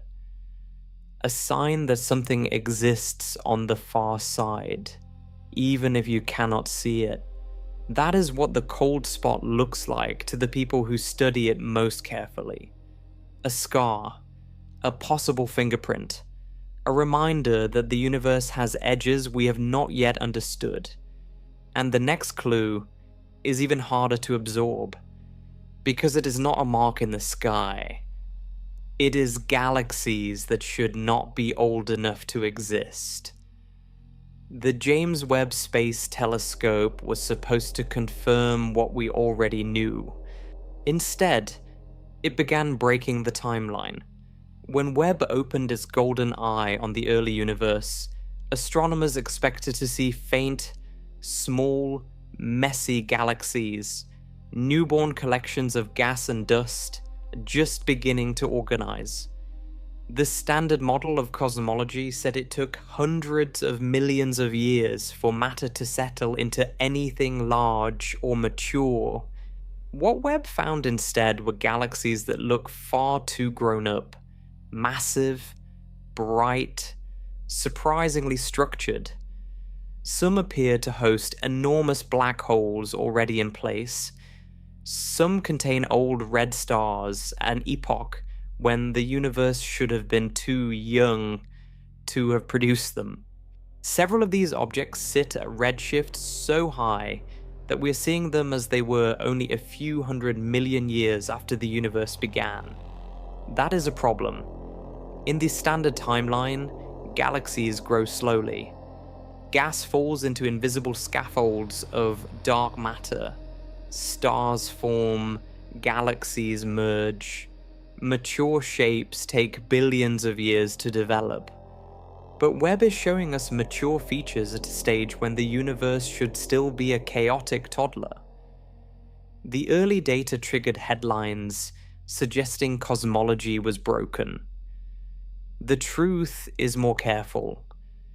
Some of those early estimates of galaxy mass have been revised downward. Better measurements have softened the most extreme claims. Astronomers are also learning that early galaxies may have been unusually compact and bright, which can make them look heavier than they really are. But even after all of that, attention remains. There are still too many bright, large, well-structured galaxies in the very early universe. And there are early black holes, some weighing millions of times the mass of our star, that simply do not have enough time to grow that big through normal feeding. So, how did they form so fast? One idea is that the very first stars were enormous, hundreds or thousands of times the mass of ours, and collapsed directly into massive black holes when they died. Another idea is that gas clouds in the young universe collapse straight into black holes without becoming stars at all. A more uncomfortable idea is that the laws governing structure formation are not what we think. If dark matter behaves slightly differently than expected, galaxies could assemble faster. If gravity has a hidden behavior on cosmic scales, structures could grow more aggressively. If there's an extra ingredient in the early universe, something we have not catalogued, the entire growth curve changes. Picture a forest where the trees are supposed to take 1,000 years to reach full height. You walk through it after only 100 years and find the trees already enormous, already mature, already old. You did not bring the wrong measuring stick. The forest grew on a different schedule. That is what Webb keeps showing. The implications matter beyond curiosity. If the early universe behaved differently from our predictions, the entire chain of cosmology shifts. The age of the universe, the nature of dark matter, the role of dark energy, the timing of galaxy birth, and the conditions that allowed life to eventually appear all sit on the same foundation. A foundation that is now visibly cracked in several places. Each anomaly so far has been local. A particle, a signal, a region of sky. But the next clue is not local at all. It is the realization that almost everything in our universe is invisible. Look up at the night sky. Every star, every planet, every cloud of gas, every galaxy you can imagine, every atom in your body, all of it together makes up only about 5% of the universe. The other 95% is unseen. This is the largest unsolved problem in physics, and it has been hiding in plain sight for decades. About 27% of the universe is made of dark matter, something that has mass, exerts gravity, and shapes how galaxies form. Something that holds spinning galaxies together so they do not fly apart. Something that bends light around clusters as if there were huge, invisible mountains of mass between us and distant objects. We can see its gravity. We cannot see the substance itself. The remaining 68% is even stranger. It is called dark energy. It is a force or a field or an unknown property of space that is pushing the universe apart, faster every billion years. Without it, the expansion of the cosmos should be slowing down under the pull of gravity. Instead, it is accelerating. 2 giant question marks, 2 unknowns, and together they outweigh everything else by a factor of nearly 20 to 1. Physicists have been hunting dark matter for decades. Deep underground laboratories shielded by mountains of rock, looking for the faint touch of a particle that might pass through our detectors. Particle colliders trying to manufacture it. Space telescopes mapping where its gravity is bending light. So far, nothing has been caught directly. The simplest candidates, particles called weakly interacting massive particles, have been tested in experiments more sensitive than ever. Each null result narrows the hiding place. The leading theories of what dark matter could be are getting squeezed. That has pushed researchers towards stranger ideas. Some now suspect dark matter is not one particle, but a whole hidden family of them. An entire sector of physics, with its own forces, its own interactions, and its own structure. A shadow chemistry running alongside ours, sharing space, sharing gravity, but otherwise sealed off. If the is true, then our universe is not a single closed system. It is a layered one. Two realms of matter side by side, one visible and one hidden. Now think about dark energy. Its strength does not match any prediction from a quantum theory by a factor so absurd it has been called the worst prediction in the history of science. The vacuum of space should carry an enormous amount of energy. It does not. It carries an amount that is almost zero, but not quite. Just enough to push galaxies apart over billions of years. That tiny, fine-tuned value has no clear origin. It feels less like a natural constant and more like a setting on a dial. Picture a dark room with a few candles. You assume the candles are everything. Then you realize the floor is moving. The walls are pushing outward. The air feels heavier than it should. You cannot see what is doing it. But the candles are clearly not the whole room. That is the universe we live in. The visible part is the candle. The rest is the room. And the room may extend further, into spaces and dimensions we have only begun to imagine. Because the next clue is about something even more uncomfortable. Empty space itself is lying to us. Empty space is not empty. It hums. Down at the smallest scales, the vacuum is alive with energy. Particles flicker into existence in pairs and vanish again before they can be seen. Fields ripple constantly. This is not philosophy. It has been measured. The Casimir effect, where two metal plates placed close together feel a faint push from quantum vibrations, is a direct experimental confirmation that the vacuum carries energy. Now, here is the disturbing part. When physicists try to calculate how much energy the vacuum should carry, they get an answer. A clean answer. A number that falls out of quantum field theory, the most successful framework in the history of science. Then they look at the universe and measure how much vacuum energy it actually has. The two numbers do not match. They are not close. They are not in the same neighborhood. They are not even in the same universe of magnitudes.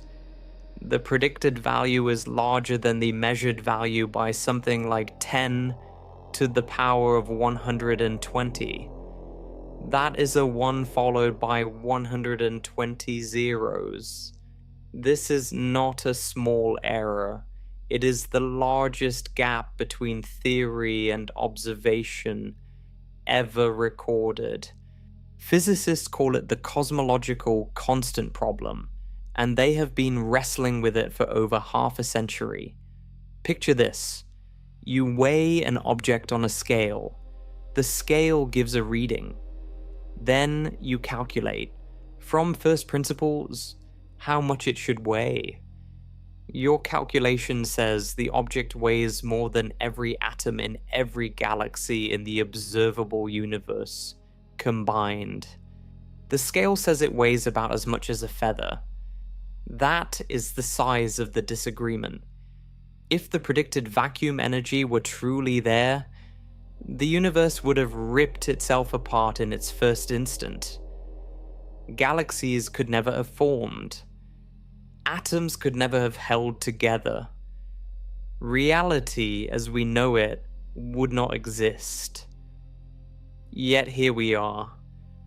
Something is cancelling the vacuum energy. Almost perfectly. Not entirely, because a small leftover amount is what we now call dark energy, gently pushing the universe to expand faster.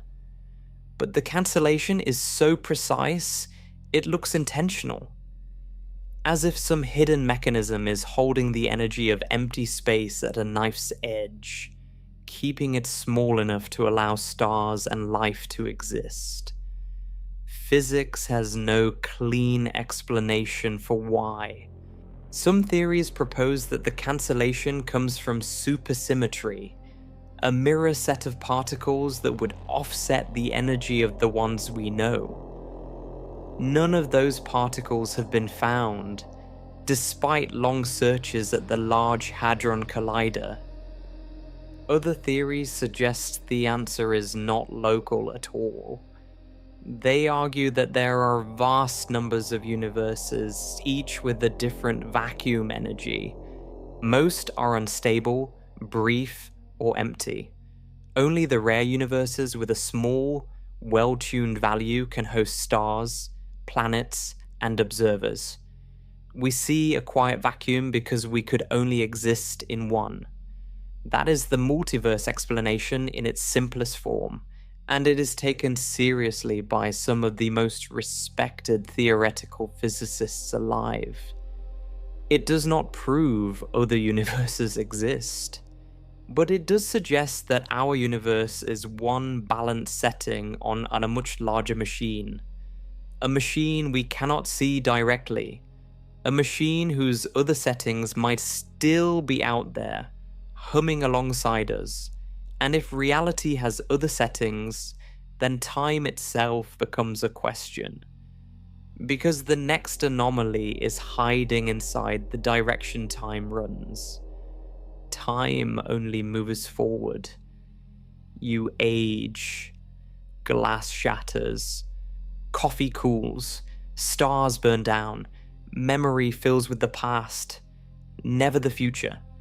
It feels obvious, almost too obvious to question. But the laws of physics tell a different story.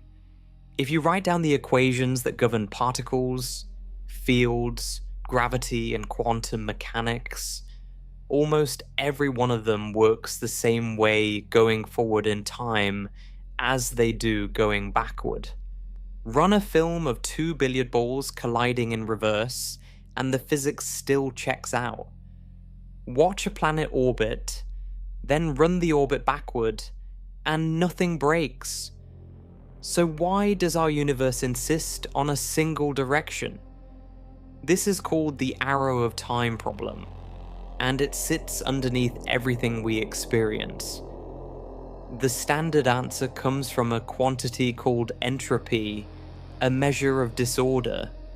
The universe began in a state of extraordinarily low entropy.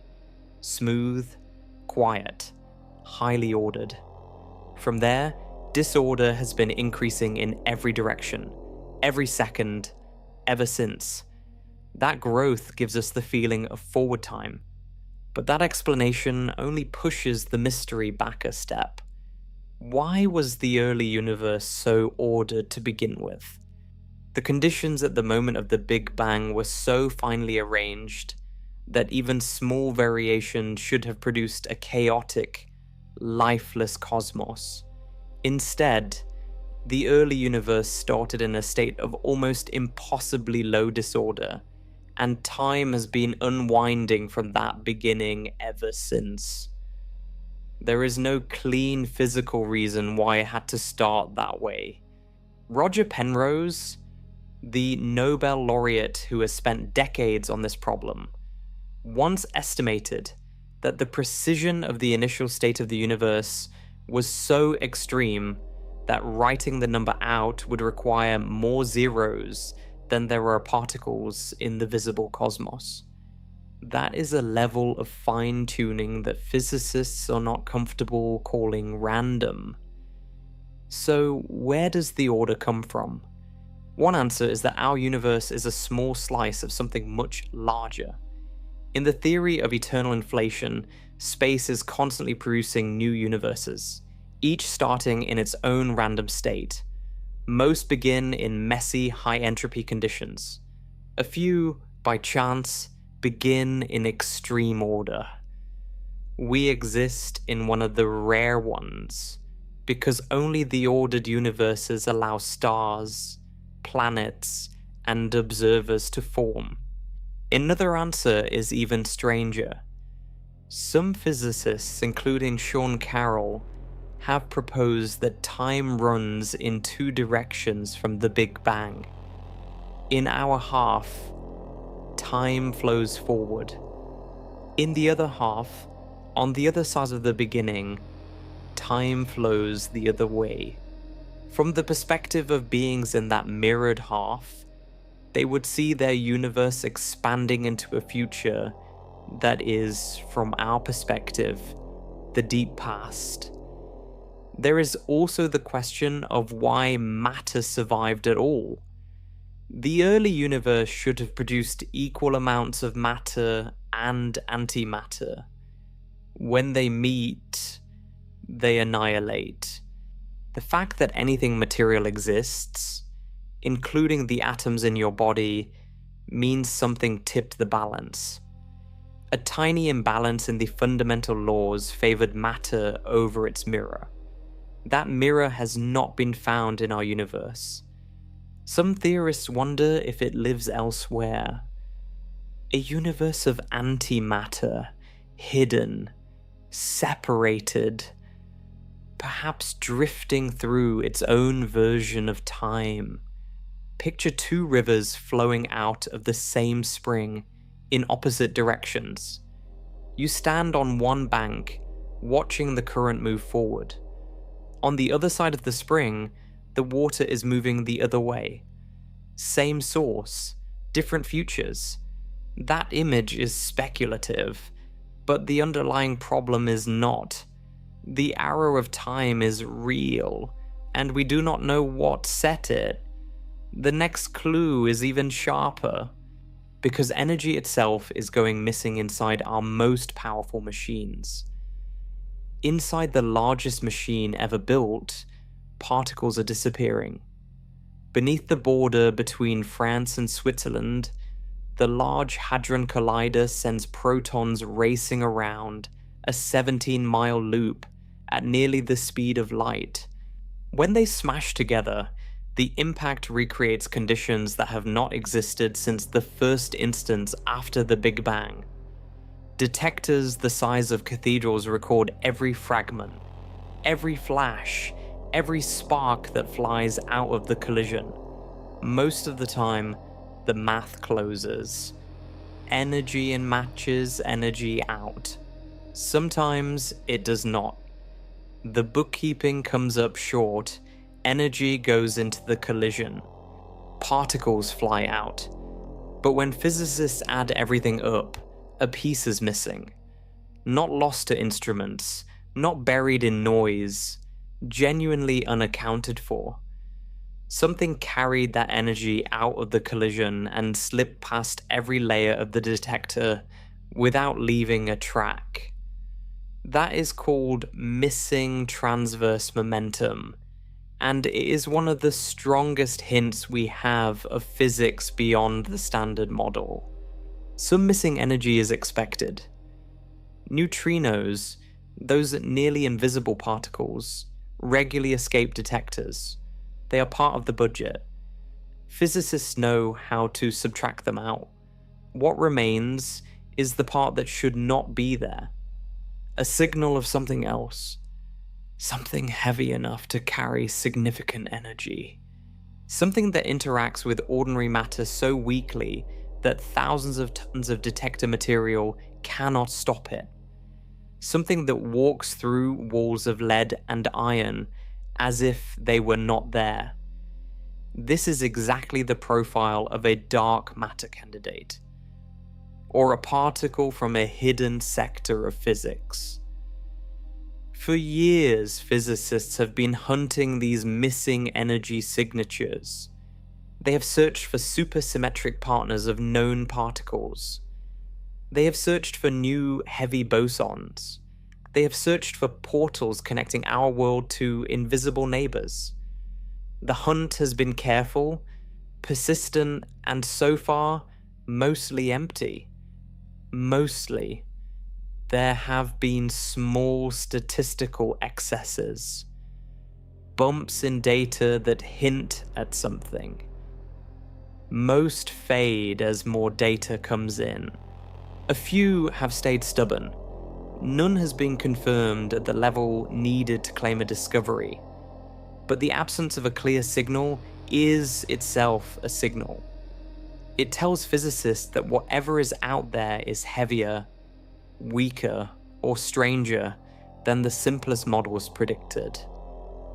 Picture a casino where the cashier counts every chip on every table at the end of the night. The numbers usually match, but on certain nights, a few chips are gone. Not stolen exactly. They were not in any pocket. They left the room without passing through any door. That is what these collisions look like. The implications stretch beyond the lab. If energy can escape into a hidden sector, then our universe is not energetically isolated. Something is exchanging information, or at least momentum, with a part of nature we cannot directly probe. The standard model treats our universe as a closed accounting system. The collider data hints that the books may be open at the edges.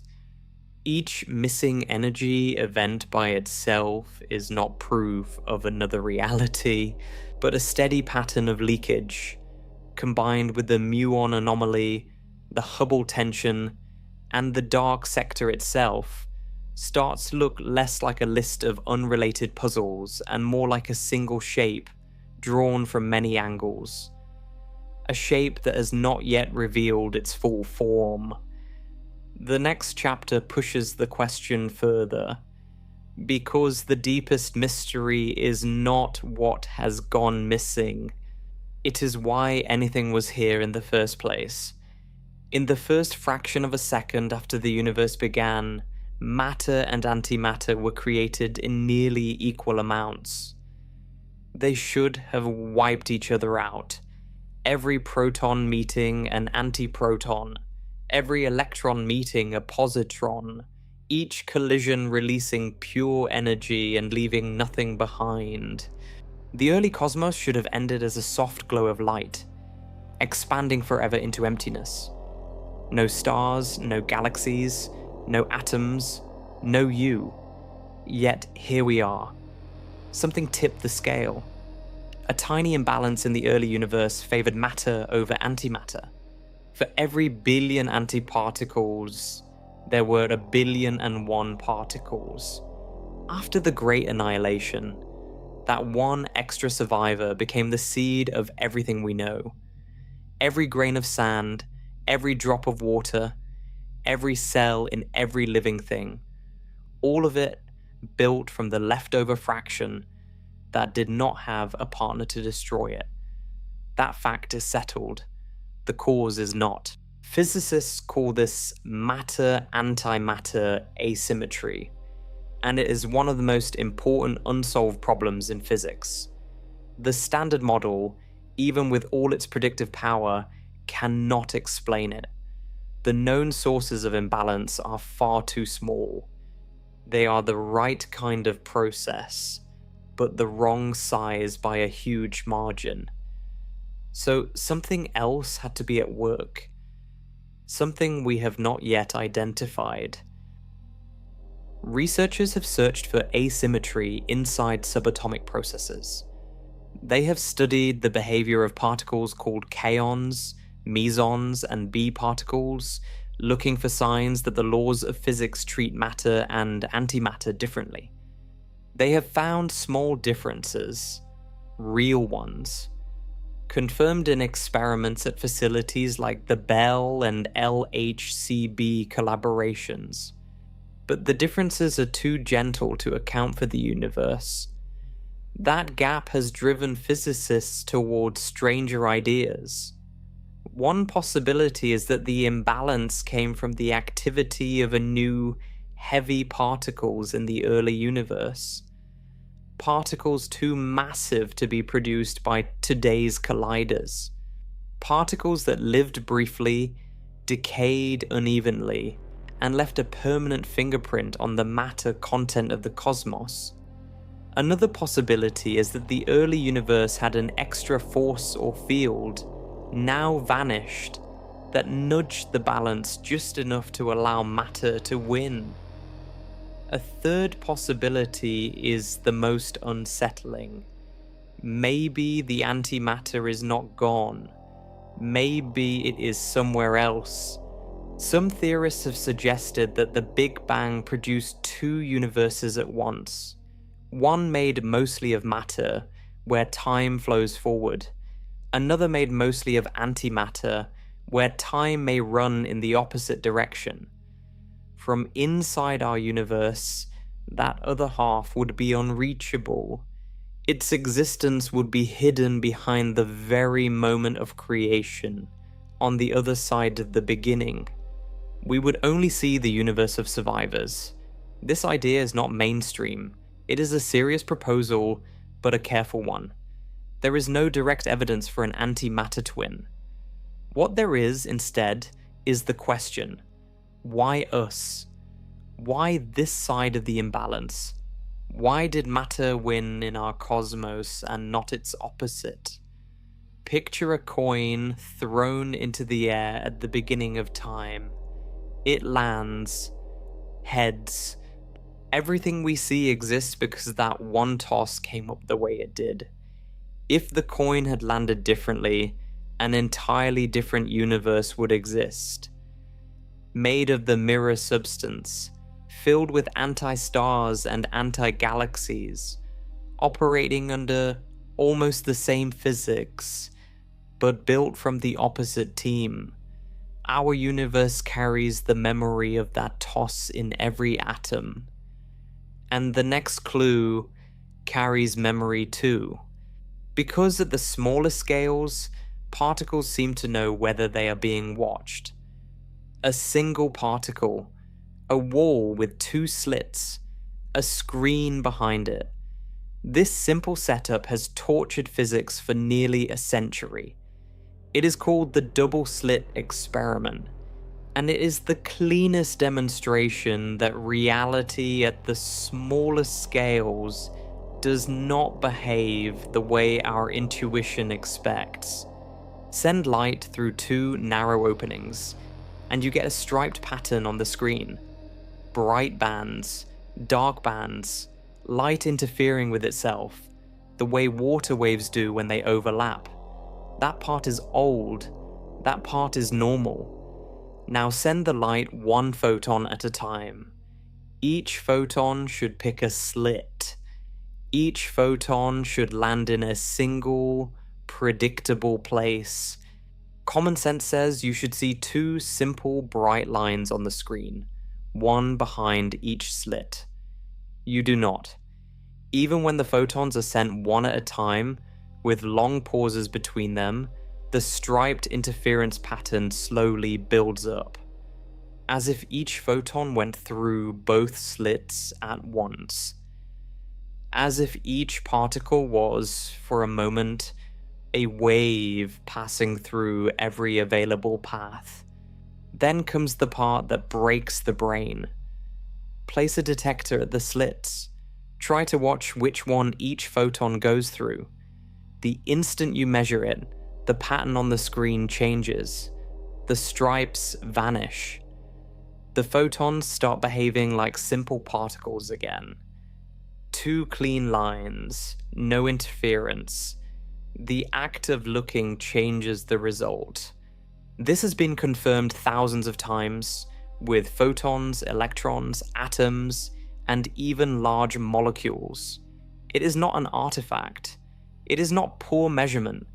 It is one of the most reliable results in all of physics. So, what does it mean? In standard quantum mechanics, a particle does not have a definite path until it is measured. Before measurement, it exists in a superposition, a blend of all possibilities. The measurement collapses it into one outcome. Why measurement does this, and what counts as a measurement, is still genuinely unsettled. Some physicists believe consciousness has nothing to do with it. Any interaction with a large environment is enough to force a particle into one state. This is the decoherence picture, and it is the most widely accepted technical view. Others go further. The many worlds interpretation, first proposed by Hugh Everett, says nothing collapses at all. Every possible outcome happens. The universe splits. In one branch, the photon goes through the left slit. In another, it goes through the right. Both outcomes are real. Both branches exist. We only experience one because we ourselves split along with the particle. That is not a metaphor. In Everett's framework, every quantum event is a fork in reality. Picture standing at a doorway and choosing to step left or right. In our normal lives, only one choice is taken. In the many worlds picture, both are taken. Two versions of you walk forward. Two versions of the room exist. Each carries a real history. Each is fully solid to its own occupants. There is no experiment yet that can prove or disprove the many worlds view. But the math behind it is exactly the math we already use. It removes the mystery of measurement at the cost of accepting that reality keeps multiplying. Either we live in a universe that responds to observation, or we live inside one branch of a vast tree of branches.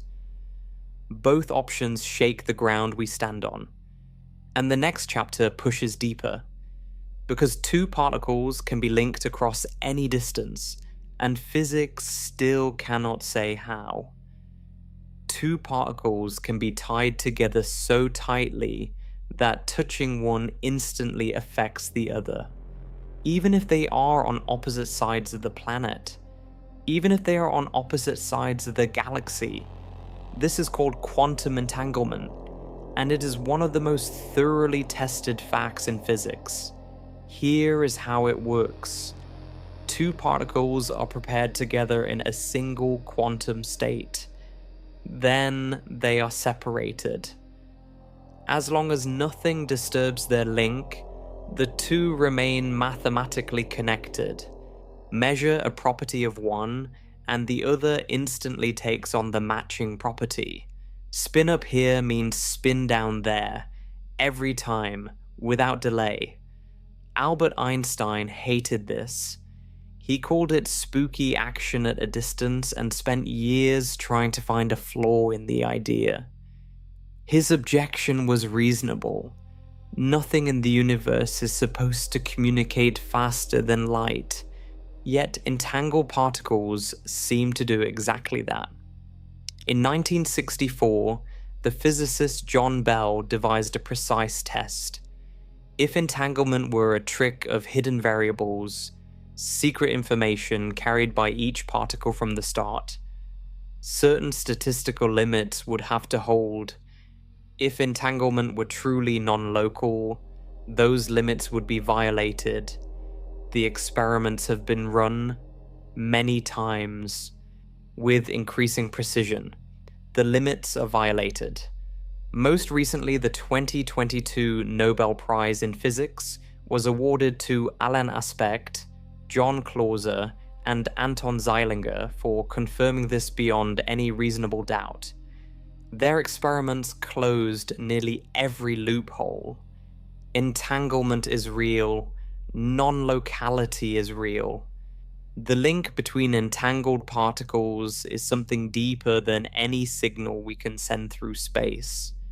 So what carries it? Not a wave, not a force, not anything traveling between the 2 points. The connection is built into the structure of the quantum state itself. This has led to one of the strangest ideas in modern physics. Some theorists, including Juan Maldacena and Leonard Susskind, have proposed the entanglement and the geometry of space are deeply related. In their picture, two entangled particles are connected by a microscopic bridge through space and time.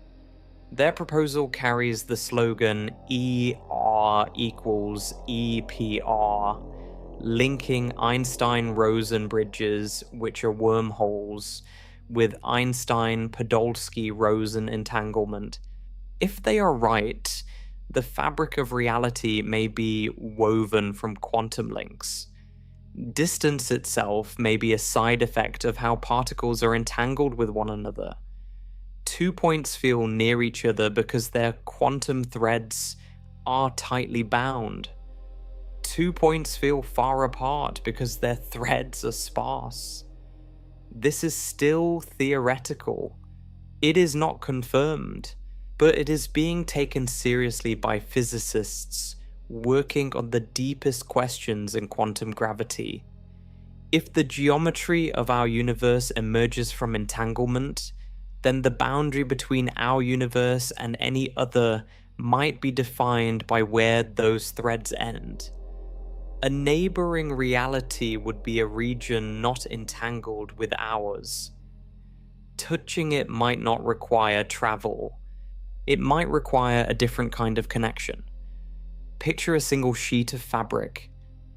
Tug one corner and the whole sheet shifts. Now imagine the universe as that fabric, stitched together by invisible quantum threads. If a few of those threads stretch into a region we cannot see, our reality would be subtly tied to it without our knowing. That is no longer just philosophy. It is a research program with active mathematics, and the next chapter takes the idea to its logical edge.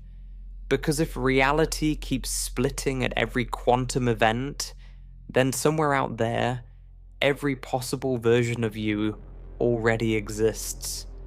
In 1957, a young physicist named Hugh Everett quietly proposed an idea so strange that it almost ended his career. He suggested that the universe does not choose.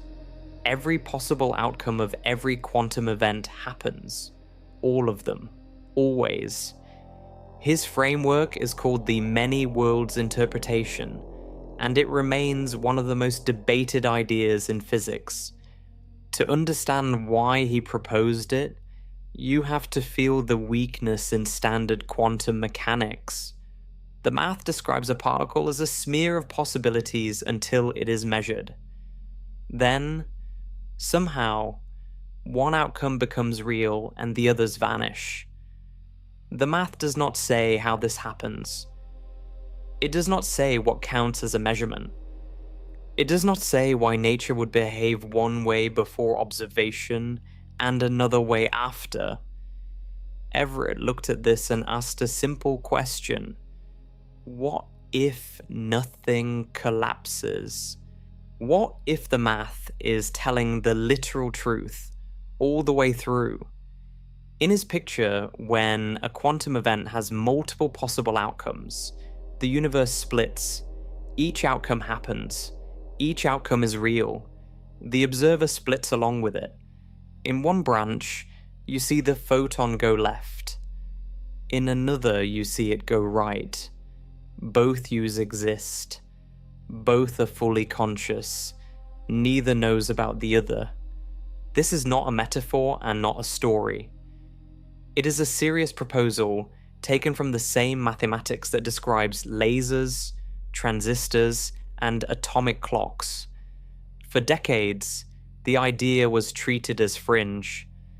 It sounded too much like science fiction. Over the last 40 years, that has shifted. Many leading physicists, including David Deutsch, Sean Carroll, and Max Tegmark, now consider the many worlds view a strong candidate for the correct interpretation. It removes the mystery of measurement at the cost of accepting that reality is unimaginably larger than it looks. If Everett is right, the implications are staggering. Every choice made at a quantum level produces new branches. Particles in your brain, your blood, the air around you, all of them encounter quantum events constantly. Each event spawns alternative versions of the moment. Some branches are nearly identical to ours, some are radically different. Somewhere in the full tree of branches, the early universe cooled differently. Stars formed in different patterns. Galaxies took different shapes. Earth never formed, or formed twice, or hosts a civilization that never invented language. In another branch, you made a different decision this morning. In another, you never existed. Critics raise reasonable objections. The many worlds view is hard to test. It assumes an unimaginable proliferation of branches. It struggles to define exactly how probabilities work when every outcome happens. These problems are real and unresolved, but supporters point out that the alternative interpretations have their own deep difficulties. Standard quantum mechanics still cannot explain why measurement is special. Hidden variable theories require strange long-range coordination. None of the major interpretations is comfortable. Many worlds simply takes the equations at their word. Picture a single tree growing in the dark. Each branch splits into two. Each of those splits again. The branches do not stop. The branches do not fade. They continue growing, weaving outward in every direction, forming a structure too large to imagine. You are one tiny tip on one tiny branch on one tiny limb. The whole tree is the real universe. If that tree is real, we already live inside a multiverse. It is built into the math. The next chapter pushes the idea even further, because some physicists believe our entire universe may be floating like a thin sheet inside a larger space, brushing against neighbors we have never seen. Hold up a sheet of paper. Now imagine an entire universe living on its surface. Stars, galaxies, atoms, life, all of it confined to the two-dimensional skin of the page. The depth, the third dimension, exists. The page just does not feel it. That is the picture some physicists use to describe our universe. The idea is called brane cosmology, where brane is a shortened version of membrane. In this framework, our universe is a thin sheet of reality embedded in a larger, higher dimensional space. Light, electromagnetism, atoms, and matter are all stuck to that sheet. They cannot move into the deeper dimensions. They slide along the surface like ink on paper. Only one force escapes the surface: gravity. In several brane models, gravity is the single force that can leak off the sheet and travel through the surrounding extra dimensions. That leak might explain something physicists have argued about for decades. Gravity is incredibly weak compared to the other forces of nature. A small magnet can lift a paperclip against the pull of an entire planet. Inside brane cosmology, gravity feels weak because most of it is spreading into dimensions we cannot see, leaving only a small fraction acting along our sheet. This sounds exotic, but it has serious mathematical roots. The idea grew out of string theory, which suggests that the fundamental ingredients of reality are tiny, vibrating strings. To make string theory consistent, the math demands extra dimensions, originally 6 or 7 of them, curled up too small to detect. The brane picture, developed in the work of Lisa Randall, Raymond Sundrum, and others in the late 1990s, rearranged the geometry. Instead of curling the extra dimensions up tightly, they let them stretch wide, with our universe clinging to a sheet inside. If the brane picture is correct, then space is not simply what you see. It has a thickness, a direction perpendicular to everything we know, in which other brains might exist, other sheets, other universes pressed up against our own. We could not see them with light. Light is trapped on our sheet. We could not reach them with rockets. Matter is also stuck. The only way to feel a neighboring brain would be through its gravity. A pull from nowhere. A bending of space that does not come from any visible source. That description sounds familiar. It is uncomfortably close to the way dark matter behaves. A few theorists have wondered whether some of the dark matter in our universe is actually ordinary matter, sitting on a parallel brane. Its gravity reaches across the gap. Its substance does not. From our side, we see invisible mass-shaping galaxies. From their side, perhaps the same is true. Other variants of brane theory propose that the universe itself was born from a collision. Two brains drifting through higher dimensional space, brushing against each other, releasing a colossal burst of energy that we now call the Big Bang. In this picture, the beginning of time is not a singular event in our reality alone. It is the moment two sheets of existence met. These ideas are speculative. They have not been confirmed.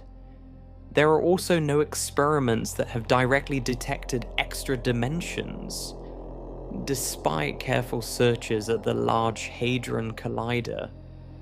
But the framework is consistent. It is mathematically rich, and it offers explanations for several of the deepest mysteries we have already encountered. From the weakness of gravity to the nature of dark matter to the moment of creation itself. Picture 2 pages of a closed book. Each page is a universe. They never see each other, but every now and then, the pages drift, brush, and align. The next chapter asks what happens when they do. If our universe is a sheet floating in a larger space, then it is not the only sheet, and sheets in motion can meet. In one of the most ambitious ideas in modern cosmology, the Big Bang was not the beginning of everything. It was a collision. The model is called the ekpyrotic scenario, sometimes extended into a cyclic version of the universe. It was developed by the physicists Paul Steinhardt, Neil Turok, Bert Overoot, and Justin Curry in the early 2000s, building on the brane framework. In their picture, two parallel branes drift through a higher dimensional space. They are slowly, gently pulled toward each other across vast stretches of time. When they finally meet, the impact releases enormous energy along the entire surface of our brain, simultaneously. That sudden release of heat and matter looks, to us, like the Big Bang. There is no point of origin. There is no center. There is no expanding sphere from a single explosion. There is a flash that lights up the entire sheet at once, because the entire sheet was struck at once. From inside the brain, that energy then expands, cools, and eventually condenses into the universe we live in. In some versions of the model, the two brains recoil from each other, drift apart for trillions of years, then slowly approach again. Another collision. Another Big Bang. A new universe formed out of the ashes of the previous one. This is the cyclic universe, where time stretches not only forward, but through repeated cycles of birth and rebirth. These ideas explain certain features of our cosmos elegantly. The astonishing smoothness of the cosmic microwave background, the flatness of space, the seeds of structure that became galaxies, The standard story explains these with a brief period of violent expansion called inflation. The brain collision picture explains them differently by attributing them to the slow, smooth motion of two sheets approaching each other. There is real debate among cosmologists about which framework is more correct. Inflation has stronger observational support. Many physicists consider it the leading model, but the brain collision idea has not been ruled out. It survives because it produces predictions that, in some cases, match the data nearly as well. What unsettles people most is what the collision picture implies. If our universe began when two brains met, then the other brain is still out there. It survived the impact too. It went through its own version of cosmic history. It cooled. It formed structure. It may even have evolved its own forms of complexity. We cannot see it. We cannot reach it. But under this model, it shares a deeper space with us. Some versions of the theory go further. They suggest that the leftover energy of the collision could leave subtle fingerprints on our sky, specific patterns in the cosmic microwave background, faint statistical signatures that current telescopes might be on the edge of detecting. Picture two enormous sheets of glass, each the size of the universe. They float in a darkened hall. They drift toward each other at the speed of millennia. When they finally touch, the impact does not shatter them. It lights up every inch of their surfaces at once. Inside that brilliant flash, atoms form, stars ignite, galaxies bloom, time begins. Long after, the sheets separate. Each carries the memory of the contact. Each grows a universe along its skin. That is the brain collision in plain language. Whether or not it is real, the idea has shifted what physicists are willing to consider. The Big Bang may not be the first event. It may be the first event we can see. The next chapter asks what lies beyond what we can ever see. Because some theorists believe the universe is constantly producing new ones, and most of them are forever out of reach. Most of the universe is outside our reach, not just far, permanently unreachable. Because space is expanding, light from distant regions struggles to catch up to us. Beyond a certain boundary, the cosmos is expanding faster than its light can travel toward Earth. Anything past that line will never be seen, never be heard, never be reached, no matter how long we wait. That is our cosmic horizon, the wall of forever. Now consider what the leading theory of the early universe tells us. It is called inflation, and it was first proposed by Alan Guth in 1981 and rapidly refined by Andre Linde, Paul Steinhardt, and Andreas Albrecht. The theory says that for a tiny fraction of a second after the Big Bang, the universe expanded at an unimaginable rate, faster than light, in the sense that the space itself stretched with extreme speed. In that instant, a region smaller than an atom blew up into something far larger than a galaxy. Inflation works. It explains the smoothness of the sky, the flatness of space, the structure that became galaxies. It is the most successful framework cosmologists have for the early universe. But there is a side effect built into the math. Inflation does not stop everywhere at once. In Linde's version, called eternal inflation, most of the larger space keeps inflating forever. Only certain pockets slow down, cool, and become normal universes like ours. Those pockets are bubbles. Each bubble settles into its own physics, its own particle masses, its own forces. Outside those bubbles, the surrounding space keeps expanding, keeps producing new bubbles, never finishing, never coming to rest. The implication is enormous. If eternal inflation is correct, our universe is not the universe. It is one bubble in an endless foam. Other bubbles exist. They formed in the same way ours did. Each began with its own version of a Big Bang. Each grew into its own cosmos.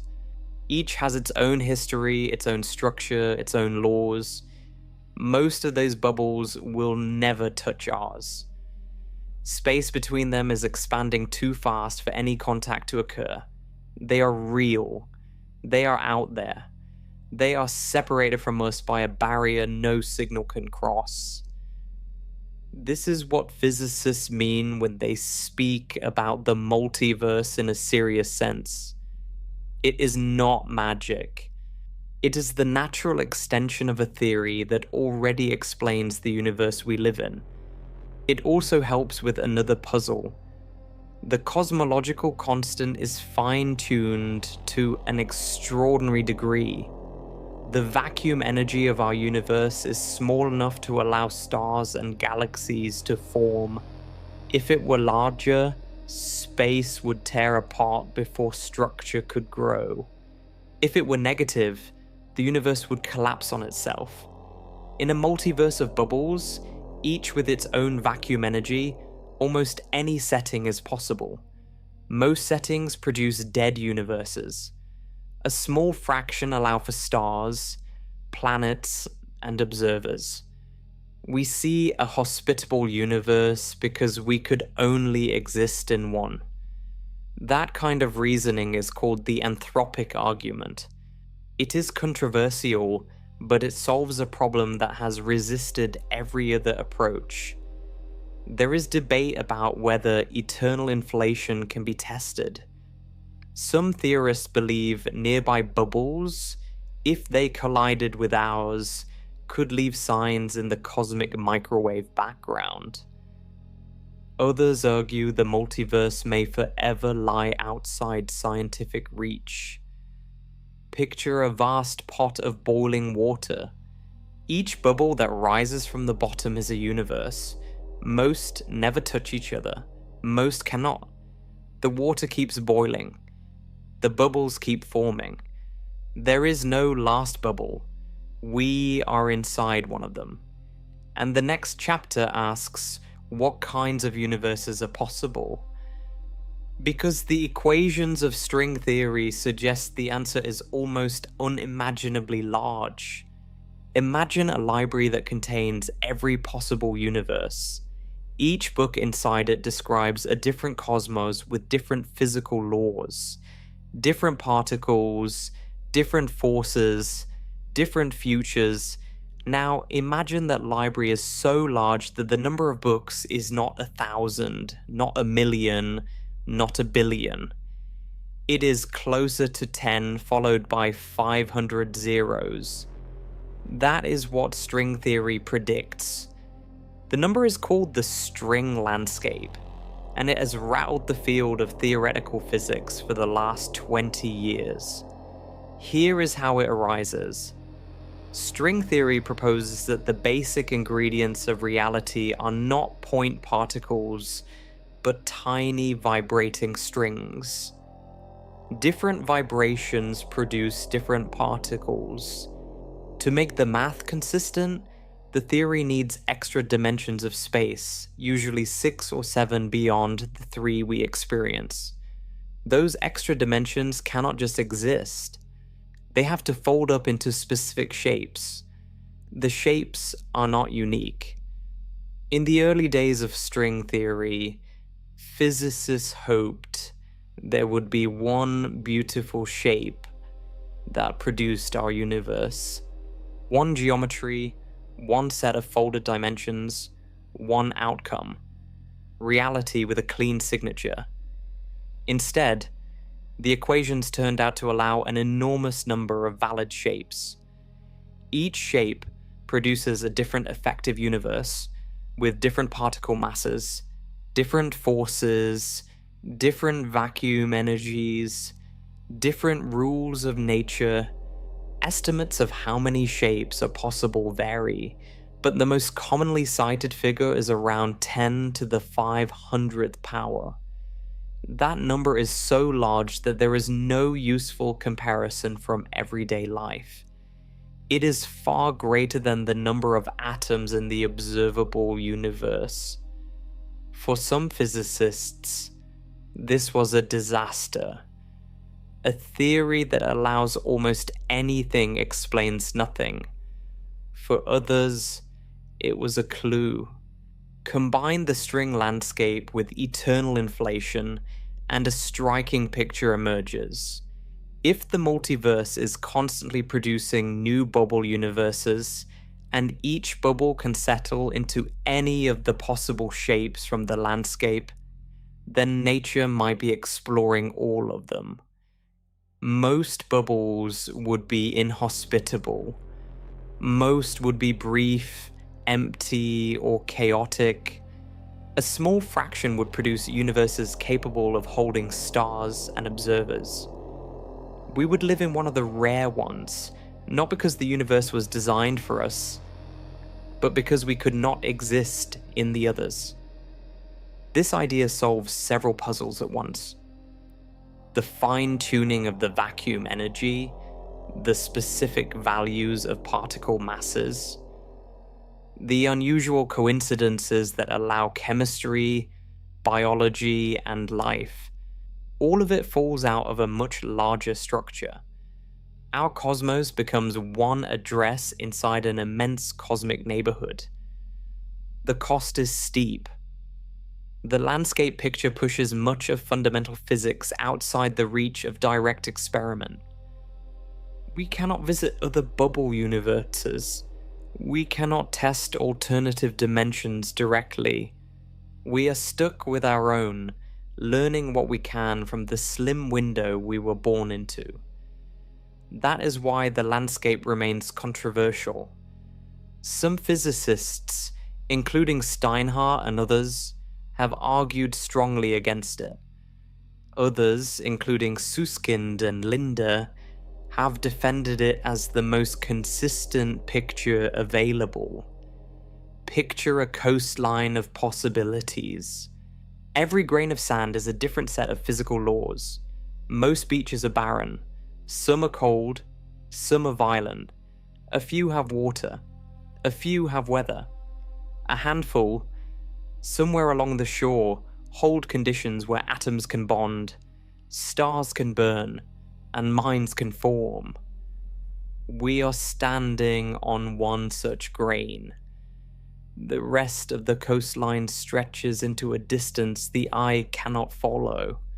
The next chapter asks, what would happen if a sister to our universe was much closer than that?